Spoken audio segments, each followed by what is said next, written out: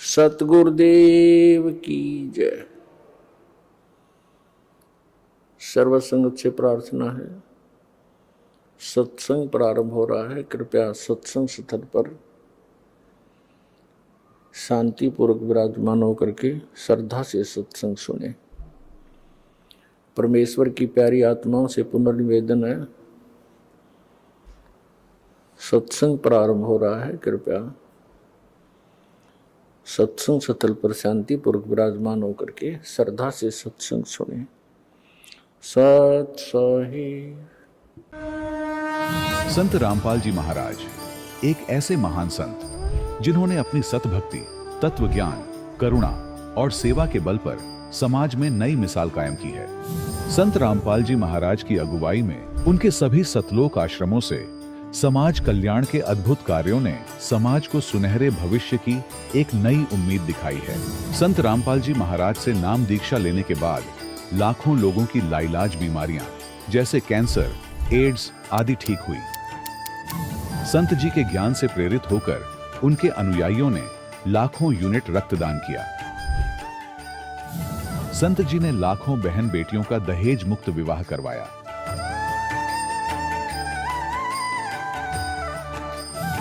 संत जी ने लाखों लोगों का नशा छुड़वाया, करोड़ों उजड़े परिवार बसे। संत जी के आश्रमों में समागम के दौरान निःशुल्क नेत्र चिकित्सा, दंत चिकित्सा प्रदान की जाती है। संत रामपाल जी महाराज द्वारा समय समय पर पर्यावरण संरक्षण के उद्देश्य से बड़े स्तर पर वृक्षारोपण किया जाता है। संत जी ने जरूरतमंदों को तत्काल राहत पहुंचाने के लिए एम्बुलेंस सेवा शुरू की। संत जी अपने अनुयायियों को देहदान के लिए प्रेरित करते हैं, जिससे मानवता की सेवा और चिकित्सा क्षेत्र में सुधार हो सके। संत रामपाल जी महाराज के सभी आश्रमों में हर रोज निःशुल्क भंडारा आयोजित किया जाता है, जहां हर वर्ग, हर जाति और हर धर्म के लोग एक साथ बैठकर भोजन करते हैं।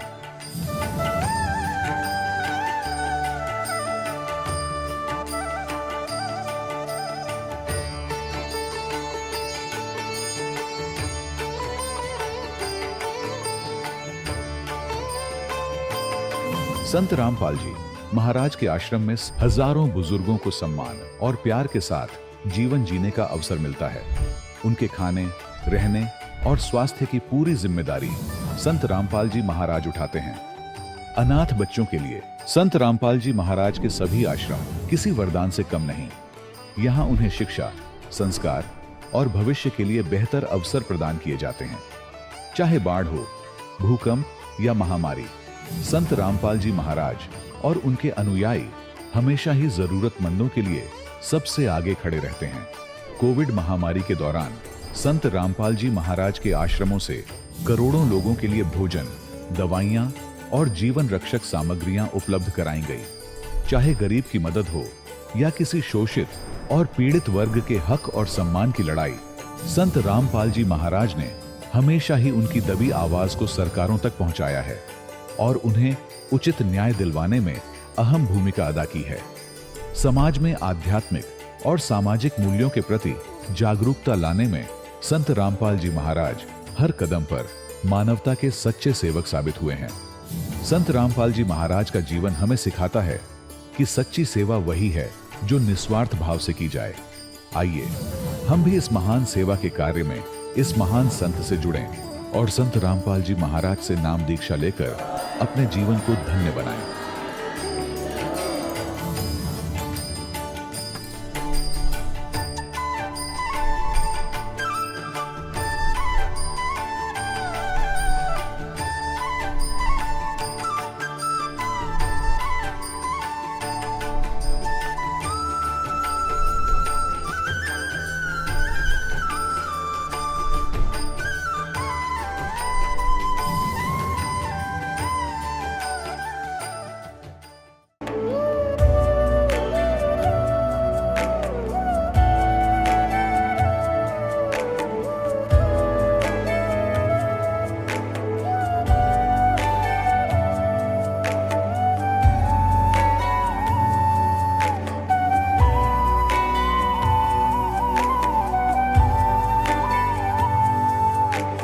जब लग गुरु मिले न साचा, तब लग गुरु करो 10 पांचा।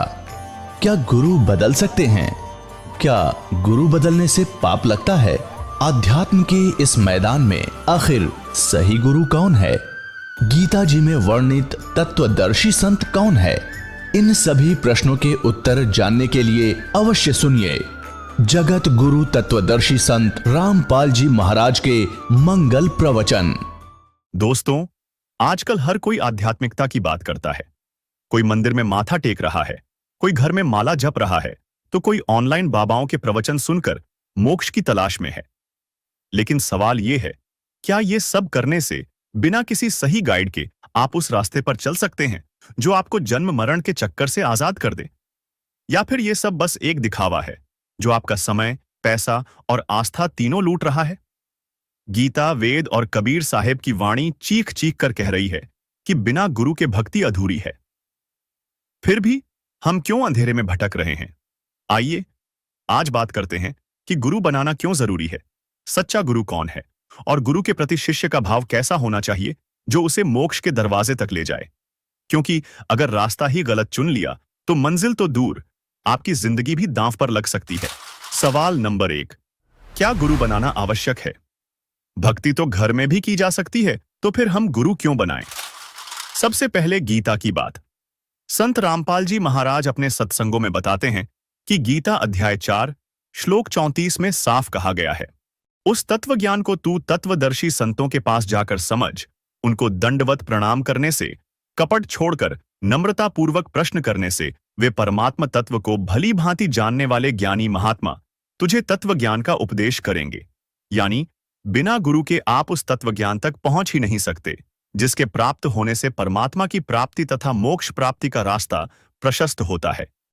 अब गीता अध्याय 7 श्लोक 19 को देखिए।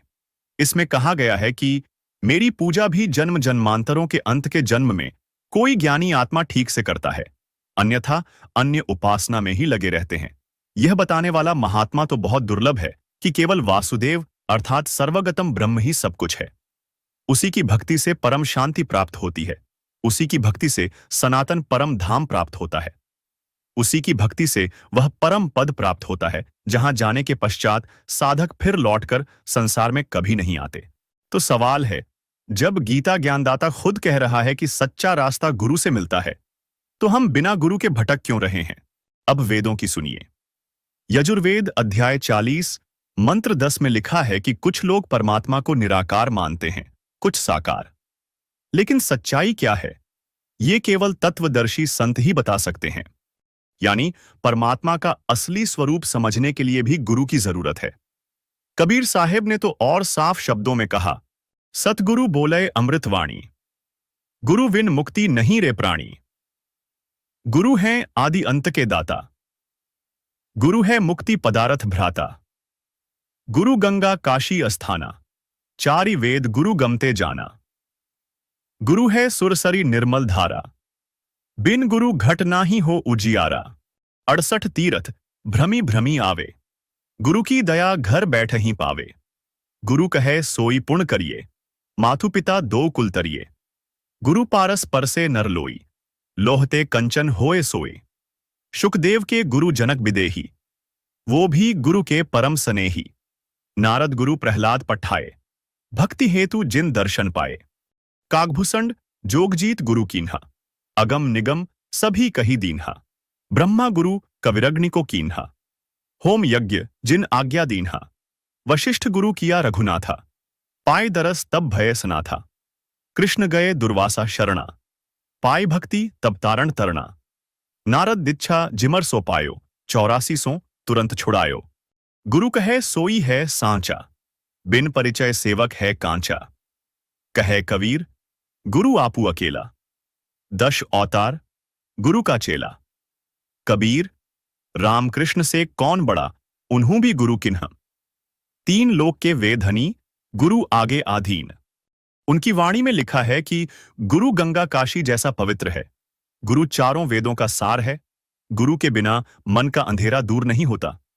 अब आप ही बताइए, जब इतने बड़े बड़े शास्त्र और परमात्मा एक स्वर में कह रहे हैं कि गुरु जरूरी है, तो हम क्यों अपनी मनमानी कर रहे हैं? लेकिन आजकल क्या हो रहा है? बाजार में नकली गुरुओं की भरमार है। कोई भगवा चादर ओढ़कर बाबा बन गया, कोई टीवी पर प्रवचन देकर करोड़ों कमा रहा है। इनमें से कितने तत्वदर्शी संत हैं? यही वजह है कि शास्त्रों में सद्गुरु, पूर्ण गुरु या तत्वदर्शी संत जैसे शब्द इस्तेमाल किए गए, ताकि असली और नकली में फर्क हो सके। कबीर साहिब ने कहा, गुरु पारस पर से नर लोई, लोहते कंचन होए सोए। यानी सच्चा गुरु इंसान को लोहे से सोना बना देता है, यानी तत्व ज्ञान और सतभक्ति देकर आपको मुक्ति मार्ग प्रदान करता है, जिससे आपका जन्म मरण का चक्र समाप्त हो जाता है। लेकिन नकली गुरु, वो तो आपको शास्त्र विरुद्ध ज्ञान व शास्त्र विरुद्ध भक्ति साधना देकर आपका जीवन नष्ट कर देता है, जिससे आपको जन्म मरण, नरक तथा 84 लाख योनियों का कष्ट उठाना पड़ता है। अब कुछ लोग कहते हैं, हम तो घर बैठे भक्ति कर लेंगे, गुरु की क्या जरूरत? अरे भाई, अगर ऐसा होता तो श्री राम, श्री कृष्ण और ब्रह्मा जी ने भी गुरु क्यों बनाए? कबीर, रामकृष्ण से कौन बड़ा, उन्हों भी गुरु कीन है। 3 लोक के वेधनी, गुरु आगे आधीन। श्री राम ने वशिष्ठ जी को गुरु बनाया, श्री कृष्ण ने दुर्वासा ऋषि से दीक्षा ली, शुकदेव, नारद और प्रहलाद जैसे महापुरुषों ने भी गुरु बनाए। जब तीनों लोकों के मालिक गुरु की शरण में गए, तो हम आम इंसान बिना गुरु के क्या हासिल कर लेंगे? यही बात रामचरितमानस उत्तरकांड दोहा बाणबेक की चौपाई 3 में कही गई है। गुर बिनु भव निधि तरे न कोई, जौ बिरंची संकर सम होई। अर्थात गुरु के बिना कोई भवसागर से नहीं तर सकता, चाहे वह शंकर जी के समान ही क्यों न हो। वहीं कबीर साहिब ने साफ कहा, कबीर, गुरु बिन माला फेरते, गुरु बिन देते दान, गुरु बिन दोनों निष्फल है, पूछो वेद पुराण। यानी बिना गुरु के नाम जाप की माला फिराना और दान देना सब व्यर्थ है। अब जरा सोचिए, बिना गुरु के भक्ति करने का नतीजा क्या होगा? कबीर परमेश्वर ने हमें समझाने के लिए साफ शब्दों में कहा, कबीर, पीछे लाग गया जाऊं था मैं लोकवेद के साथ, रास्ते में सतगुरु मिले, दीपक दीन्हा हाथ। भावार्थ है कि मैं लोकवेद के आधार से भक्ति कर रहा था, अर्थात शास्त्र विरुद्ध साधना के मार्ग पर चल रहा था। एक दिन तत्वदर्शी संत भक्ति के मार्ग पर मिल गए। उन्होंने शास्त्र विधि अनुसार शास्त्र प्रमाणित साधना रूपी दीपक दे दिया, अर्थात शास्त्रानुकूल साधना का ज्ञान कराया, तो जीवन नष्ट होने से बच गया। इस वाणी में कबीर साहिब ने शास्त्रों के खिलाफ की जाने वाली भक्ति क्रियाओं को लोकवेद कहा, यानी वो भक्ति जो सुन सुनाकर देखा देखी चल रही है।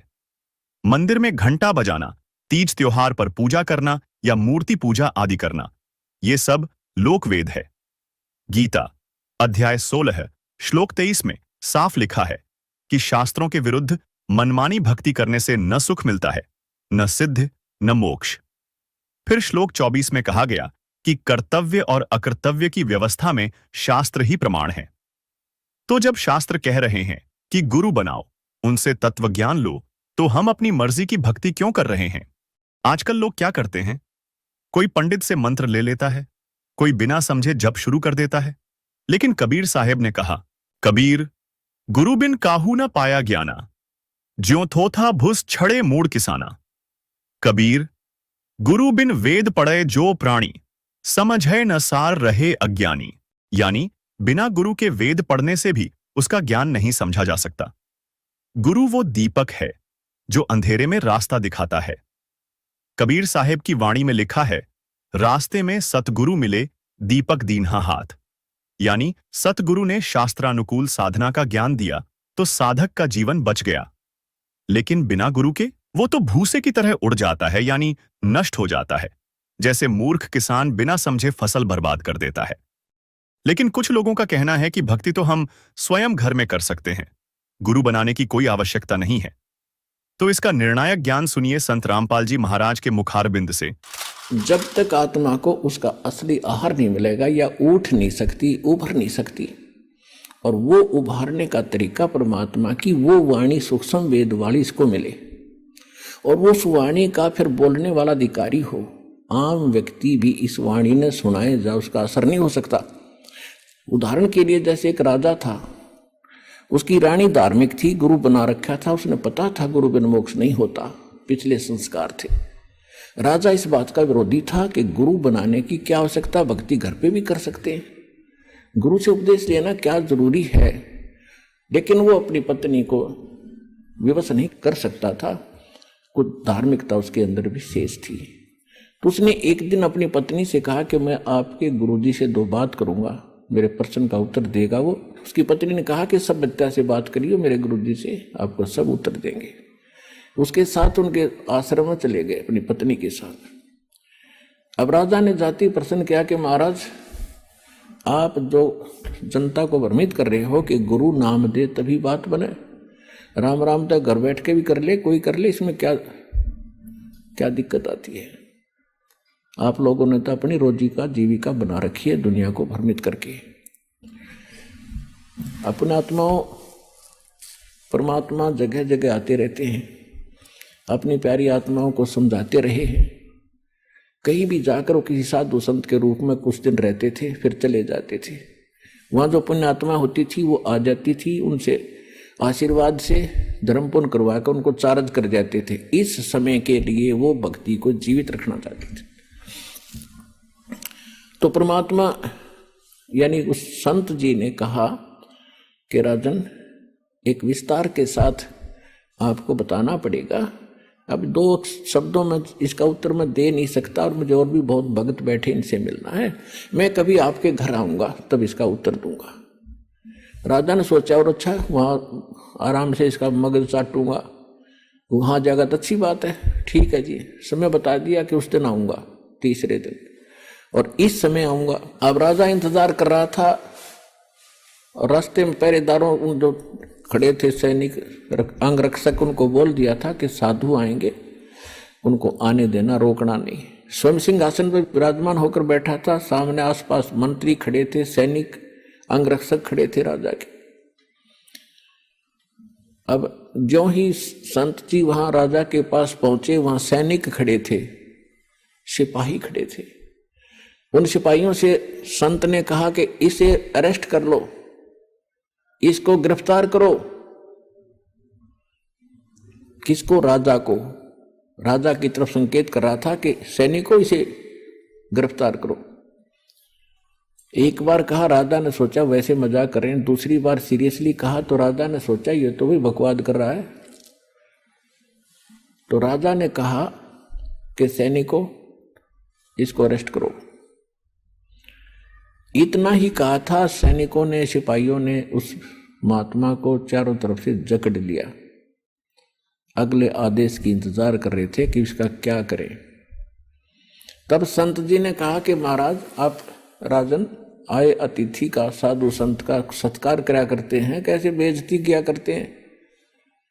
तो राजा ने कहा कि आप बात ही कुछ ऐसी कर रहे हो तो ऐसे व्यक्ति को क्या सत्कार दिया जाए, आप क्या बकवास कर रहे हो। संत जी ने कहा, मैं आपके उस प्रश्न का उत्तर दे रहा हूं जो आपने परसों पूछा था मेरे आश्रम में जाके, कि गुरु जी की क्या आवश्यकता है, भक्ति तो हम खुद भी कर सकते हैं। राजा बोला, ये खाक उत्तर दिया, तो आप तो मेरी गद्दी पर कब्जा करना चाहते हो कि तेरी गद्दी को तो मैं थूकूं भी को नहीं। पर बात सुनने में जो बात बताना चाहता था कि जैसे आज आपके वर्ड में पावर है, आपके शब्द में शक्ति है। मैंने वही शब्द बोला कि इसे अरेस्ट करो, गिरफ्तार करो, ये सैनिक टस से मस नहीं हुए, और आपने वही शब्द बोले इसे गिरफ्तार करो, इन्होंने 1 सेकंड की देर नहीं करी, तुरंत गति में आगे। इसी प्रकार संत की शब्द में शक्ति होती है। जो वचन वाणी सत्संग वो करेंगे उससे तुरंत असर होता है, उसको आम आदमी बकता रहो उसे कोई असर नहीं होगा। और यही कारण रहा कि आज तक इन महापुरुषों की वाणी ग्रंथ बनाकर भी लोग जाप करते रहे, इसका पाठ भी करते रहे। कबीर साहिब के कबीर सागर से मूल पाठ बनाकर संध्या, सुबह, दोपहर, शाम करते रहे, उनसे असर नहीं हुआ, क्योंकि वो अधिकारी के मुख से नहीं प्राप्त था, आदेश नहीं था। तो अब इस दास को परमात्मा ने भेजा है आपके लिए अधिकारी बनाकर, और complete in all respect course देकर और अब आपका पूरे विश्व का कल्याण हो सकता है जब शरण में आकर भक्ति करोगे।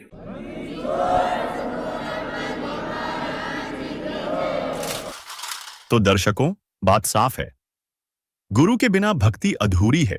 चाहे आप कितने मंदिर घूम आएं, कितने मंत्र जप लें, बिना गुरु के सब व्यर्थ है। शास्त्रों में साफ लिखा है, गुरु होना अति आवश्यक है। सवाल नंबर 2, क्या हर गुरु सच्चा होता है? आजकल गुरु बनना फैशन हो गया है। कोई भक्तों को ठग रहा है, कोई मंदिर बनवाकर चंदा बटोर रहा है, तो कोई कथा के नाम पर लाखों करोड़ों कमा रहा है। लेकिन सवाल यह है, क्या ये लोग वाकई गुरु हैं? क्या इन्हें कथा करने का अधिकार है? क्या इनके पास वो ज्ञान है जो आपकी जिंदगी को बदल दे, मोक्ष प्रदान करवा दे, या ये सिर्फ आपके विश्वास का सौदा कर रहे हैं? दोस्तों, हर गुरु सच्चा नहीं होता। आज गुरु बनना एक बिजनेस बन चुका है, और इस बिजनेस में आम आदमी की आस्था और उसका पैसा ही सबसे बड़ा माल है। लेकिन जब बात सच्चे गुरु की आती है, तो क्या आप जानते हैं कि सच्चा गुरु कौन होता है? आइए इसकी पड़ताल करते हैं, एक पुरानी कथा और कुछ तथ्यों के साथ।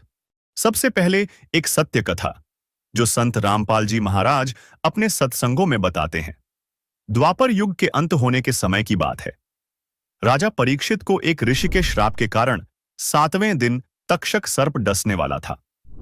उनके उद्धार के लिए 7 दिन तक श्रीमद् भागवत सुधा सागर की कथा सुनाने का फैसला हुआ। दुनिया भर के पंडितों और ऋषियों से गुहार लगाई गई कि आओ कथा सुनाओ, लेकिन क्या हुआ? सभी ने हाथ खड़े कर दिए। यहां तक कि वेद व्यास जी, जिन्होंने श्रीमद् भागवत सुधा सागर लिखी, उन्होंने भी मना कर दिया।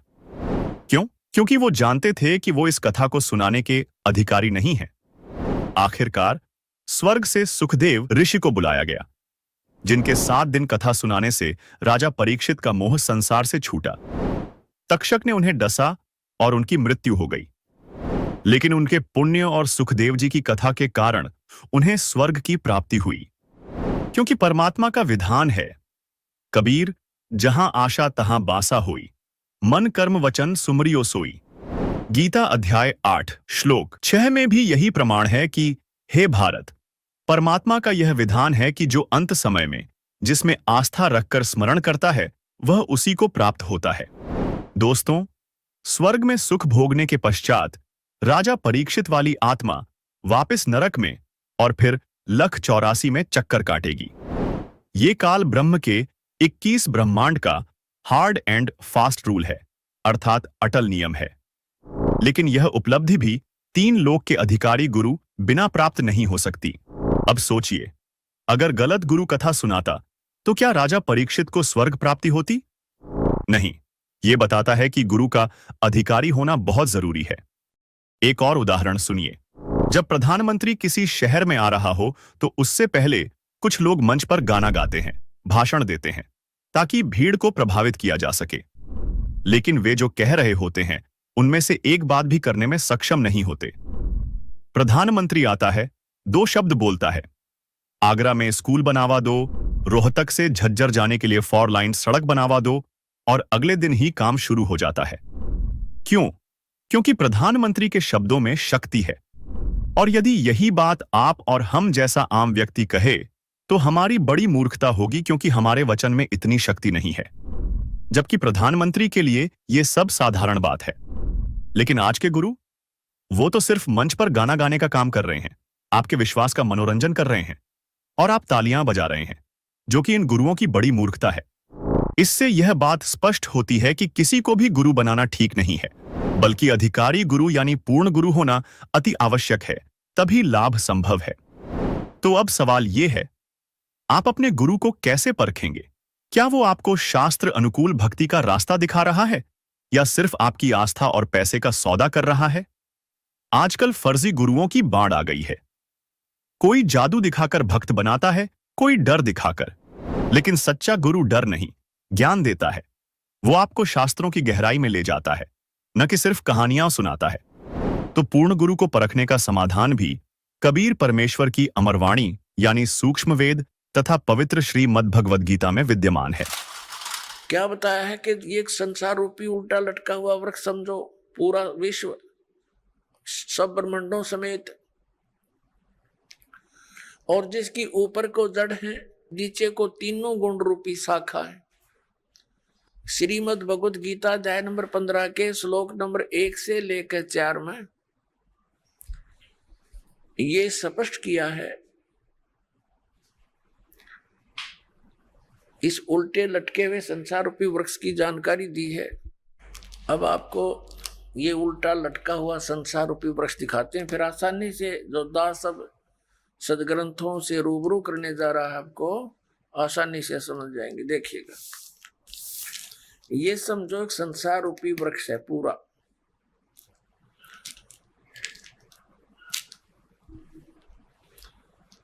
ऊर्ध्व मूलम अधः शाखम। देखिए श्रीमद् भगवत गीता अध्याय नंबर 15 का ये पंचदशो अध्याय यानी 15वां अध्याय, 15वां अध्याय है। ये इसका प्रथम श्लोक है। इसमें कहा कि ऊर्ध्व मूलम अधः शाखम अश्वत्थम प्राहु अव्यम छंदासी यस्य पर्णानि ये तम वेद स वेदवित्। ऊर्ध्व मूलम इसका अर्थ है कि ऊपर को जड़ और नीचे को शाखा। अधः माने नीचे होता है, ये भ्रमित है, इन्होंने गलत कर दिया। अधः माने ब्रह्मा रूप मुख्य शाखा वाले, नहीं। ये दूसरा अध्याय में 15वें अध्याय के दूसरे श्लोक में 2 बार अधः है, अधः अधः। इसका अनुवाद इन्होंने इसके अगले पृष्ठ पे किया है। अधः माने नीचे, अधः माने नीचे, अधः माने नीचे, ऊर्ध्व माने ऊपर, अधः माने नीचे, अधः माने नीचे। तो हम यहाँ इसको शुद्ध कर लेंगे, इन्होंने गड़बड़ कर दी थोड़ी सी, ये बेईमानी करके जान के समझ में ना आई। अब हम फिर 15वें अध्याय के प्रथम मंत्र में फिर आगे हैं। ऊर्ध्व मूलम ऊपर को जड़ और अधः शाखम नीचे को शाखा वाला, अश्वत्थम प्राहु अव्यम ये संसार रूपी पीपल का अविनाशी वृक्ष कहा है। छंदासी यस्य पर्णानि इसके जो पत्ते आदि जो हैं इसके छंद हैं, विभाग हैं, पार्ट हैं। ये तम वेद उन सभी भागों को जो जानता है, तम उन उस अज्ञान अंधकार में छपे हुए उन सब विभागों को जानता है। स वेदवित् वह वेद के तात्पर्य को जानने वाला है, अर्थात वो तत्वदर्शी संत है। ये देखिएगा, आदि पुरुष परमेश्वर रूप मूल वाले, ये भाव कहने का ये है कि ऊपर को जो जड़ है ये वाली, ये ऊपर को जो जड़ है ये तो समझो ऊर्ध्व मूलम तो है आदि पुरुष परमेश्वर यानी परम अक्षर ब्रह्म, ये तो है वो सच्चिदानंद घर ब्रह्म समझो ये जड़ें तो। और ये तना अक्षर पुरुष, ये परम अक्षर पुरुष, ये तना अक्षर पुरुष। ये देखिएगा, ये पूर्ण ब्रह्म कहो, परमेश्वर कहो, परम अक्षर ब्रह्म कहो या सच्चिदानंद घन ब्रह्म कहो, ये जड़ें हैं। जैसे ये जड़, ओनली जड़, और फिर इसके बाहर जो जमीन से बाहर दिखाई देता है इसको पेड़ बोलते हैं। गीता ज्ञान दाता ने केवल इतना ही कहा कि ऊर्ध्व मूलम ऊपर को जड़ और नीचे को शाखा वाला, ये संसार रूपी पीपल का वृक्ष कहा है। और जो संत इसके सभी छंद यानी विभागों को जानता है, स वेदवित् वो तत्वदर्शी संत है। परमेश्वर कबीर जी ने 600 वर्ष पहले आकर कहा था, तत्वदर्शी संत की भूमिका बताई थी अपने सच्चिदानंद घन ब्रह्म की वाणी में, अपने मुख कमल से बोलकर। वो ऐसी ही लीला करता है, वेद भी प्रमाण देते। 600 वर्ष पहले लगभग परमात्मा ने बताया था कि अक्षर पुरुष एक पेड़ है जो जमीन से बाहर दिखाई देता, उसको वृक्ष बोलते। अक्षर पुरुष एक वृक्ष है और सर पुरुष वा की डार जिसको निरंजन भी कहा है, ज्योति निरंजन। और तीनों देवा रजगुण ब्रह्मा सतगुण विष्णु तम गुण शिव जी, तीनों देवा शाखा हैं और पात रूप संसार। अब गीता ज्ञानदाता कहता है कि जो इस संसार रूपी वृक्ष के जो ऊपर को जड़ नीचे को शाखा वाला उल्टा लटका संसार रूपी वृक्ष है, जो इसके सभी छंद यानी सभी विभागों को बता देगा, वो तत्वदर्शी संत है, वो वेद के तात्पर्य को जानने वाला है। अब देखिएगा, परमात्मा ने 600 वर्ष पहले बता दिया था कि अक्षर पुरुष एक पेड़ है, ज्योति निरंजन यानी सर्वपुरुष वा की डार, और तीनों देवा शाखा है, ये पात रूप संसार। अब देखो, परमात्मा ने बताया, कबीर अक्षर पुरुष एक पेड़ है, निरंजन वा की डार, इसको सर्वपुरुष भी कहते हैं, ज्योति निरंजन को, और तीनों देवा रजगुण ब्रह्मा सतगुण विष्णु तमगुण शिव जी रूपी शाखा है, ये पात रूप संसार। ये देखिएगा, ये क्योंकि ये जमीन से ये प्रोक्ष है, पूर्ण परमात्मा तो गुप्त है। जमीन में जैसे जड़ प्रोक्ष होती है, जमीन में जैसे जड़ प्रोक्ष होती है। अब ये तना, ये अक्षर पुरुष है, अक्षर पुरुष एक पेड़ है, और सरपुरुष वह की डार, ये मोटी डार। सरपुरुष कहो, ज्योति निरंजन कहो, काल ब्रह्म कहो, और तीनों देवा रजगुण ब्रह्मा सतगुण विष्णु तमगुण शिव जी, ये शाखा है, और पात रूप संसार। तो सच्चिदानंद घन ब्रह्म की वाणी में ये कंप्लीट ज्ञान लिखा हुआ है। गीता जी के अध्याय नंबर 4 के श्लोक नंबर 32 का ये निष्कर्ष है कि उस सच्चिदानंद घन ब्रह्म की वाणी में सब साधना यानी धार्मिक अनुष्ठानों की जानकारी बहुत विस्तार के साथ और यथार्थता से दे रखी है। उससे पूछो, और तत्वदर्शी संत की पहचान बता दी कि वो तत्वदर्शी संत बताएंगे तो कैसा होगा, वो जो संसार रूपी वृक्ष के सभी विभागों को बता देगा। स वेदवित, वह वेद के तात्पर्य को जानने वाला है, अर्थात वो तत्वदर्शी संत है। देखना, अब हम पढ़ रहे हैं, इन्हीं की वाणी पढ़ेंगे। आदि पुरुष परमेश्वर मूल वाले अधः शाखम, नीचे को शाखा, ये गलत अनुवाद किया है, बेईमानी कर रखी है। और संसार रूपी पीपल के वृक्ष को अविनाशी कहते हैं, वेद जिसके पत्ते कहे गए, संतों का अर्थ वेद कर दिया। और उस संसार रूप वृक्ष को जो पुरुष मूल सहित जड़ से लेकर और पत्तों तक, ये समझो, मूल सहित तत्व से जानता है, स वेदवित, वह वेद के तात्पर्य को जानने वाला है। वो तत्वदर्शी संत है, वो वास्तव में ज्ञानी तत्वदर्शी संत। अब इसको थोड़ा सा और आगे पढ़ेंगे, जैसे इस पुस्तक में आगे देखिए, अध्याय नंबर 15 के श्लोक नंबर, अब एक हमने पढ़ लिया, दूसरा देखो। इसमें लिखा है कि उस संसार रूपी वृक्ष की तीनों गुण रूप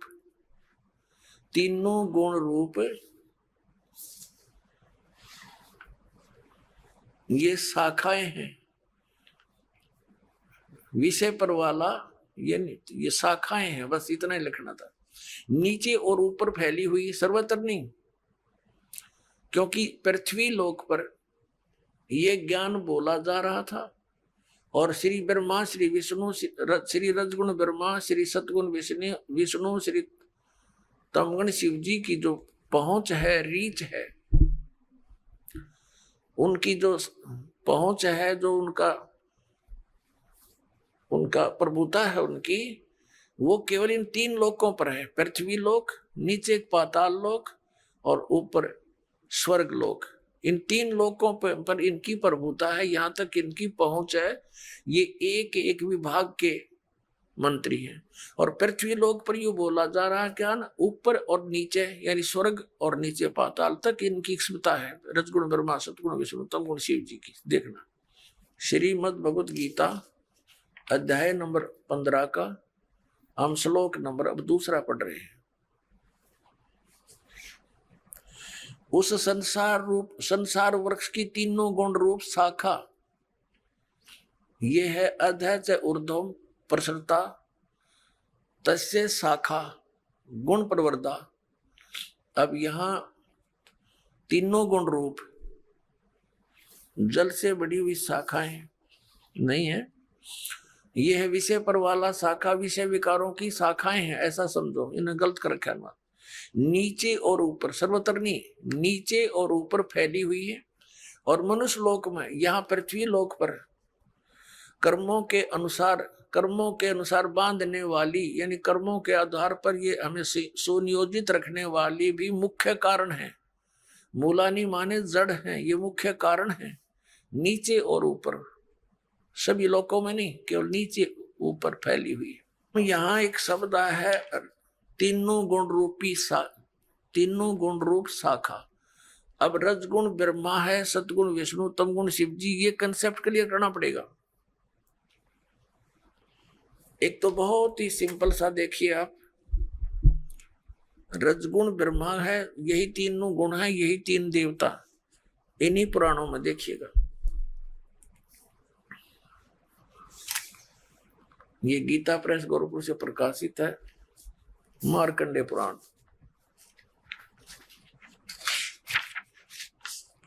ये वही मार्कंडे पुराण है, सचित्र मोटा टाइप। अब ये कहां से छपी है, यहां से देखना। प्रकाशक एवं मुद्रक हैं गीता प्रेस गोरखपुर, गोविंद भवन कार्यालय, कोलकाता का संस्थान। ये इनके फैक्स और फोन नंबर है। इसके 123 नंबर पर आपको दिखाते हैं। संक्षिप्त मार्कंडे पुराण 122 पृष्ठ से शुरू करेंगे। ये मार्कंडे जी बोल रहे हैं, मार्कंडे जी अपना ज्ञान बता रहे हैं, इसके सामने आ जाते हैं। यहां रजोगुण प्रधान ब्रह्मा, तमोगुण प्रधान रुद्र और सत्व प्रधान श्री विश्वपालक विष्णु है। यही तीन देवता हैं और यही तीन गुण हैं। यही तीन देवता हैं, रजगुण ब्रह्मा, सतगुण विष्णु, तमगुण शिव जी। और यही तीन देवता कहो चाहे इनको तीन गुण कहो। वह कंसेप्ट क्लियर। वैसे तो बुद्धिमान को कहते हैं संकेत बहुत होता है, लेकिन फिर भी ये बहुत गहरी जड़ें हैं इस अज्ञान की हमारे अंदर। और प्रमाण देते हैं, देखिएगा। ये है श्रीमद् देवी भागवत हिंदी टीका सहित भाग 1। ये कहां से प्रकाशित है? ये है अथ देवी भागवतम भाषा सभाष्टिकम समातम, खेमरा श्री कृष्ण दास प्रकाशन, मुंबई 4। अब यहां देखना, इसमें संस्कृत भी साथ है, बहुत कमाल है। ये है अथ श्रीमद् देवी भागवते भाषा टीका युक्ते तृतीय स्कंध प्रारंभते। तीसरा स्कंद प्रारंभ हुआ। अब इसके 11वें पृष्ठ पर, तीसरे स्कंद में 11वां पृष्ठ पर हम अब आ गए हैं। 5वां अध्याय है ये। 5वें अध्याय का 8वां श्लोक है। 7वां समाप्त हुआ, 8वां पढ़ेंगे। भगवान शंकर कह रहे हैं, हे माता, यदि हमारे ऊपर सदा आप दया युक्त हो तो हमको तमोगुण में किस प्रकार प्रदान किया है? ब्रह्मा रजोगुण और हरि सतगुण युक्त किए हैं। क्यों युक्त किए हैं? अब यहां हम हिंदी भी पढ़ेंगे। हिंदी हमने पढ़ ली, संस्कृत पढ़ेंगे। ये 7वां श्लोक समाप्त हुआ, 8वां प्रारंभ हुआ। यदि दया धर्मना न सदाम्बिके कथम अहम, किस प्रकार मैं विहित से बना दिया, उत्पन्न कर दिया तमोगुण। और कमल से उत्पन्न होने वाले ब्रह्मा को रजोगुण संभव है, उसको रजोगुण बना दिया। सुविता किमु सतोगुण हरि, और विष्णु जी को आपने सतोगुण क्यों बना दिया, युक्त क्यों कर दिया? इति सिद्धम रजगुण ब्रह्मा सतगुण विष्णु तमगुण शिव जी। अब हम आते हैं उस पवित्र सदग्रंथ अपनी श्रीमद् भगवद गीता के, और श्लोक नंबर 2 पर देख। 15वें अध्याय का 2, अध्याय नंबर 15 का मंत्र नंबर 1 तो हमने पढ़ लिया कि ऊपर को जड़ नीचे को शाखा वाला ये संसार रूपी पीपल का विनाशी वृक्ष कहा गया है। और छंदासी यस्य प्रणानी, उसके सभी भाग पत्ते आदि भाग हैं। यह तम वेद, जो उसको जानता है, स वेदविद। ये हमने सारा पढ़ लिया। आदि पुरुष परमेश्वर तो समझो उसकी जड़ है परम अक्षर ब्रह्म, और अधः माने नीचे है, ये गलत अनुवाद है इनका। अब ये संसार रूपी पीपल के वृक्ष को अविनाशी कहते हैं, वेद जिसके पत्ते कहे हैं, और जो इसको जानता है जड़ से लेकर नीचे तक सवेदविद, वो तत्वदर्शी संत है, वेद के तात्पर्य जानने वाला। अब दूसरे में कहा कि उस संसार वृक्ष की तीनों गुण रूप, रजगुण ब्रह्मा, सतगुण विष्णु, तम गुण शिव जी, ये विषय वासना रूपी शाखाएं समझो, और ये नीचे और ऊपर फैली हुई है, सर्वत्र नहीं। ये मनुष्य लोक में कर्मानुसार भी यही हमें सुनियोजित रखते हैं, जैसा जिसका कर्म है वैसा ही देते रहते हैं। ये यहाँ पर हमें बांधे रखते हैं, बांधने वाले हैं, और नीचे और ऊपर फैली हुई सभी लोगों में नहीं। अब तीसरे में कहा है इस संसार का स्वरूप जैसा कहा है वैसा यहाँ विचार काल में नहीं पाया जाता। गीता ज्ञानदाता कहता है कि जो मैं तुझे अब गीता का ज्ञान तेरे मेरे विचार काल में डिस्कशन में, गीता जी के ज्ञान की चर्चा में, इस संसार रूपी वृक्ष का जैसा स्वरूप कहा है वैसा यहाँ विचार काल में, यानी तेरे और मेरे गीता जी के डिस्कशन में मैं नहीं बता पाऊंगा, क्योंकि इसका यहाँ विचार काल में नहीं पाया जाता, क्योंकि न इसका आदि है और न इसका अंत है, कि मुझे इसका कोई ज्ञान नहीं है, तथा न इसकी अच्छी प्रकार सथिति है। इसलिए इस सुविरुद्ध मूलम, इन्होंने अनुवाद गलत किया है, अति दृढ़ मूल वाले, ये ठीक है, इतना ही काफी है। अति दृढ़ मूल वाले यानी ऊपर को जो जड़ है वो तो है अमर स्थल, अमर स्थान परमात्मा का। जैसे ऊपर को जो जड़ समझो, जहां से सब संसार की उत्पत्ति हुई है, जड़ों से पेड़ उगता है, बनता है पौधा बनकर, तो वो आदि ऊपर के जो लोक हैं, सतलोक, अलखलोक, अगम और अकैलोक, वो तो सुविरूढ़ है यानी दृढ़ है, वो तो अविनाशी स्थान है, और वहां से ही बाकी के संसार रूपी वृक्ष की प्रवृत्ति पर विस्तार को प्राप्त हुई है, यानी उस वहां से ही सबकी रचना हुई है, तो वो तो अविनाशी है। सुविरूढ़ मूलम, संसार रूपी वृक्ष की जो जड़ है वो तो समझो दृढ़ है, अविनाशी है। ये देखिए, ये ऊपर को जड़ और नीचे को तीनों गुण रूपी शाखा, ये संसार रूपी वृक्ष है। तो ऊर्ध्व मूलम, ऊपर की जो जड़ है वो तो अविनाशी है। अब 15वें अध्याय के हम अब तीसरा श्लोक पढ़ रहे हैं।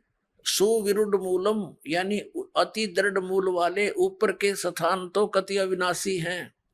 उस संसार रूपी पीपल के वृक्ष को दृढ़ेन माने दृढ़, असंग शस्त्रेण का अर्थ है या तत्व रूपी तत्व ज्ञान रूपी शस्त्र के द्वारा काट कर, इन्होंने वैराग रूप शस्त्र बना दिया इसका, उस क्योंकि तत्व ज्ञान की बात चल रही है, तत्व ज्ञान रूपी शस्त्र द्वारा काट कर, अर्थात उसको अच्छी तरह उस तत्वदर्शी संत से तत्व ज्ञान प्राप्त करके और इसको अच्छी तरह समझकर उसके पश्चात परमेश्वर के उस परम पद की खोज करनी चाहिए। देखना 15वें अध्याय के 4थे श्लोक में, तीसरा हमने पढ़ लिया, अब 4थे पर आ गए। यहां इसका अनुवाद है 4थे। उसके पश्चात यानी तत्वदर्शी संत से प्राप्त ज्ञान के आधार से, उस तत्व ज्ञान के आधार से उसके पश्चात उस परम पद परमेश्वर को भली माती खोजना चाहिए, जिसमें गए हुए साधक यानी फिर लौटकर संसार में नहीं आते, और जिस परमेश्वर से इस पुरातन यानी पुराने संसार रूपी वृक्ष की प्रवृत्ति विस्तार को प्राप्त हुई है, यानी जिस परमात्मा ने सब ब्रह्मांडों की रचना की है, उसी आदि पुरुष नारायण के परम अक्षर ब्रह्म के सचिदानंद घन ब्रह्म की मैं शरण हूं, इस प्रकार दृढ़ निश्चय करके परमेश्वर का मनन और निधि ध्यान करना चाहिए। परपदे माने उसकी पूजा करनी चाहिए।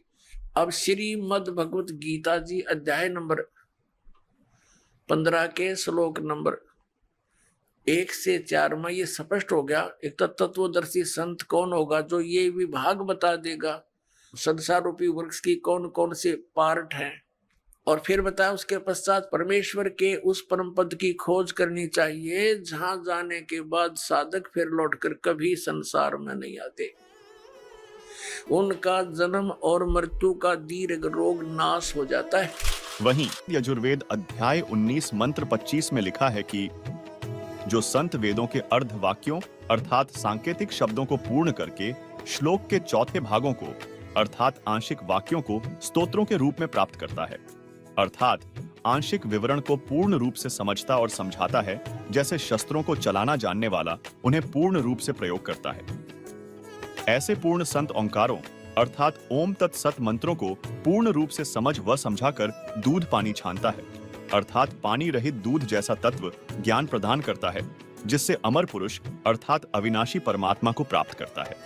वह पूर्ण संत वेद को जानने वाला कहा जाता है। तथा यजुर्वेद अध्याय 19 मंत्र 26 में लिखा है कि वह पूर्ण संत 3 समय की प्रार्थना की साधना बताता है। सूर्य के उदय अस्त से बने एक दिन के आधार पर प्रथम श्रेष्ठता से सर्व देवों के मालिक पूर्ण परमात्मा की पूजा तो प्रातः काल करने को कहता है, जो पूर्ण परमात्मा के लिए होती है। दूसरी दिन के मध्य में करने को कहता है, जो सर्व देवताओं के सत्कार से संबंधित अमृतवाणी द्वारा साधना करने को कहता है। तीसरी पूजा शाम को प्राप्त करता है, अर्थात जो तीनों समय की साधना भिन्न भिन्न करने को कहता है, वह जगत का उपकारक संत यानी तत्वदर्शी संत है। दर्शकों, वर्तमान में वह तत्वदर्शी संत कोई और नहीं बल्कि संत रामपाल जी महाराज जी हैं, जिन पर यजुर्वेद और गीता में बताए गए लक्षण खरे उतरते हैं। गुरु के लक्षण बताते हुए कबीर परमेश्वर ने कबीर सागर के बोध सागर खंड अध्याय जीव धर्म बोध के पृष्ठ 1960 में कहा है कि गुरु के लक्षण 4 बखाना।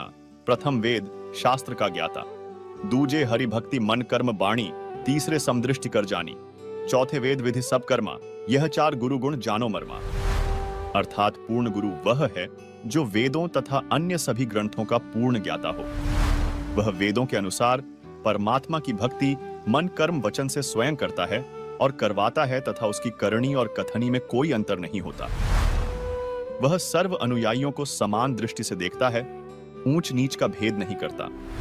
इसके अलावा पूर्ण गुरु की एक अन्य लक्षण बताते हुए संत गरीबदास जी ने कहा है, गरीब सतगुरु के लक्षण कहूँ मुद्रे बन विनोद, 4 वेद सच शास्त्र कहे 18 बोध। अर्थात जो सच्चा गुरु अर्थात सदगुरु होगा वह ऐसा ज्ञान बताता है कि उसके वचन आत्मा को आनंदित कर देते हैं, बहुत मधुर लगते हैं, क्योंकि वे सत्य पर आधारित होते हैं। कारण है कि सदगुरु चारों वेदों तथा सर्व शास्त्रों का ज्ञान विस्तार से कहता है। जैसे 4 वेद एक बोध हैं, 18 पुराण भी एक बोध हैं। इस प्रकार कुल 18 बोध हैं। उनको जानने वाला शास्त्रों के आधार से भक्ति विधि तथा ज्ञान बताता है, वह सतगुरु होता है। और गीता अध्याय 15 श्लोक 1 में वर्णित उलटे लटके हुए वृक्ष का भेद वर्तमान समय में सतगुरु संत रामपाल जी महाराज द्वारा दिया जा रहा है, जिन्होंने अपने सत्संगों में बताया है। कबीर अक्षर पुरुष एक पेड़ है, क्षर पुरुष वाकी डाल, तीनों देवा शाखा हैं, पात रूप संसार, हम ही अलख अल्लाह हैं, कुतब गौस अरू पीर, गरीबदास खालिक धनी, हमरा नाम कबीर। अर्थात कबीर जी ने कहा है कि इस संसार रूपी वृक्ष की मूल यानी जड़ रूप करतार मैं हूं। गीता अध्याय 15 श्लोक 17, गीता अध्याय 8 श्लोक 9 में जो उत्तम पुरुष परमात्मा कहाँ है, जो तीनों लोकों में प्रवेश करके सबका धारण पोषण करने वाला अविनाशी परमेश्वर कहाँ है, वह मैं कबीर हूं। दर्शकों, जैसे पेड़ की परवरिश मूल यानी जड़ से होती है, इसी प्रकार परम अक्षर ब्रह्म कबीर जी से असंख्य ब्रह्मांडों की परवरिश होती है। क्योंकि संत रामपाल जी महाराज ने अथर्व वेद कांड 4 अनुवाक 1 मंत्र 7, यजुर्वेद अध्याय 40 मंत्र 8 तथा ऋग्वेद मंडल 1 सूक्त 1 मंत्र 5 सहित अन्य वेद मंत्रों से आंखों देखे गवाहों की वाणियों से स्पष्ट किया है कि सर्व सृष्टि के रचनहार कबीर जी हैं। उन्हीं गवाहों में से एक संत गरीबदास जी ने कहा है, गरीब अनंत कोटि ब्रह्मांड का एक रति नहीं भार, सतगुरु पुरुष कबीर हैं कुल के सिरजनहार। गरीब परमेश्वर एक कबीर है, दूजा नहीं आधार, दास गरीब सकल सृष्टि का यों ही सिरजनहार। गरीब मात पिता जाके नहीं, नहीं जन्म प्रमाण। यह पूर्ण ब्रह्म कबीर है, करता हूं समान। तो दर्शकों, अगली बार जब कोई बाबा आपको चमत्कार का लालच दे तो रुकिए। शास्त्रों में बताई गई पूर्ण गुरु के लक्षणों की तराजू में उसे तौलिए। क्या यह वाकई पूरा गुरु है या सिर्फ एक बिजनेसमैन? क्योंकि आपकी आस्था, आपका मानव जीवन अनमोल है। इसे किसी ठग को बेचने की गलती मत कीजिए, बल्कि तत्वदर्शी संत सतगुरु रामपाल जी महाराज की शरण ग्रहण करिए, क्योंकि आज वे ही शास्त्रों में बताई गई पूर्ण गुरु के लक्षणों की तराजू में खरे उतरते हैं। दोस्तों, अब तक हमने गुरु और पूर्ण गुरु के बारे में तो जान लिया, लेकिन क्या गुरु के पूर्ण होने मात्र से बात बन जाएगी? ऐसा नहीं है दोस्तों। यदि गुरु को पूरा होना चाहिए तो शिष्य को गुरु के प्रति पूर्ण समर्पित होना चाहिए। तो इसी से जुड़ा एक सवाल और खड़ा होता है कि सवाल नंबर 3, गुरु के प्रति शिष्य का भाव कैसा होना चाहिए जो उसे मुक्ति तक ले जाता है? दोस्तों, आजकल हर कोई आध्यात्मिकता की बात करता है और अध्यात्म से जुड़े लोग मोक्ष की बात करते हैं। संत रामपाल जी महाराज कहते हैं कि बिना सच्चे गुरु के मोक्ष का रास्ता ढूंढना ऐसा है जैसे बिना नक्शे के जंगल में भटकना। गुरु वो दीपक हैं जो अंधेरे में रास्ता दिखाते हैं, लेकिन अगर शिष्य का भाव ही ठीक ना हो तो यह दीपक कितना भी तेज जलता हो, रास्ता दिखाई नहीं देगा। तो आइए बात करते हैं कि संत रामपाल जी महाराज के ज्ञान के आधार पर शिष्य का गुरु के प्रति भाव कैसा होना चाहिए जो उसे मोक्ष तक ले जाए। सुनिए। अब परमेश्वर कबीर जी की वाणी है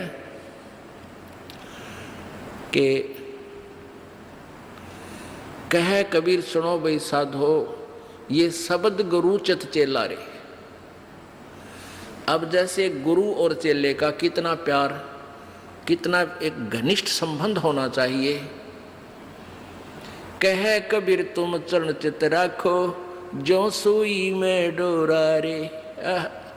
कितना बेस्ट उदाहरण दिया, एग्जाम्पल दिया भगवान ने कि गुरु और शिष्य का इतना लगाव, इतना अपनापन होना चाहिए जैसे सुई में धागा डाल दे, वो लटकता है, सुई के साथ ही लटकता रहेगा और नीचे मार देगा, ठो लकड़े को नहीं क्यों करेगी। तो ऐसे अपना लगाओ अपने सच्चे गुरु में इत लगा लो। तो ये हुआ गुरु शिष्य का प्रेम, गुरु शिष्य का जो ना आपस में संबंध। जब हम यहाँ से जाएंगे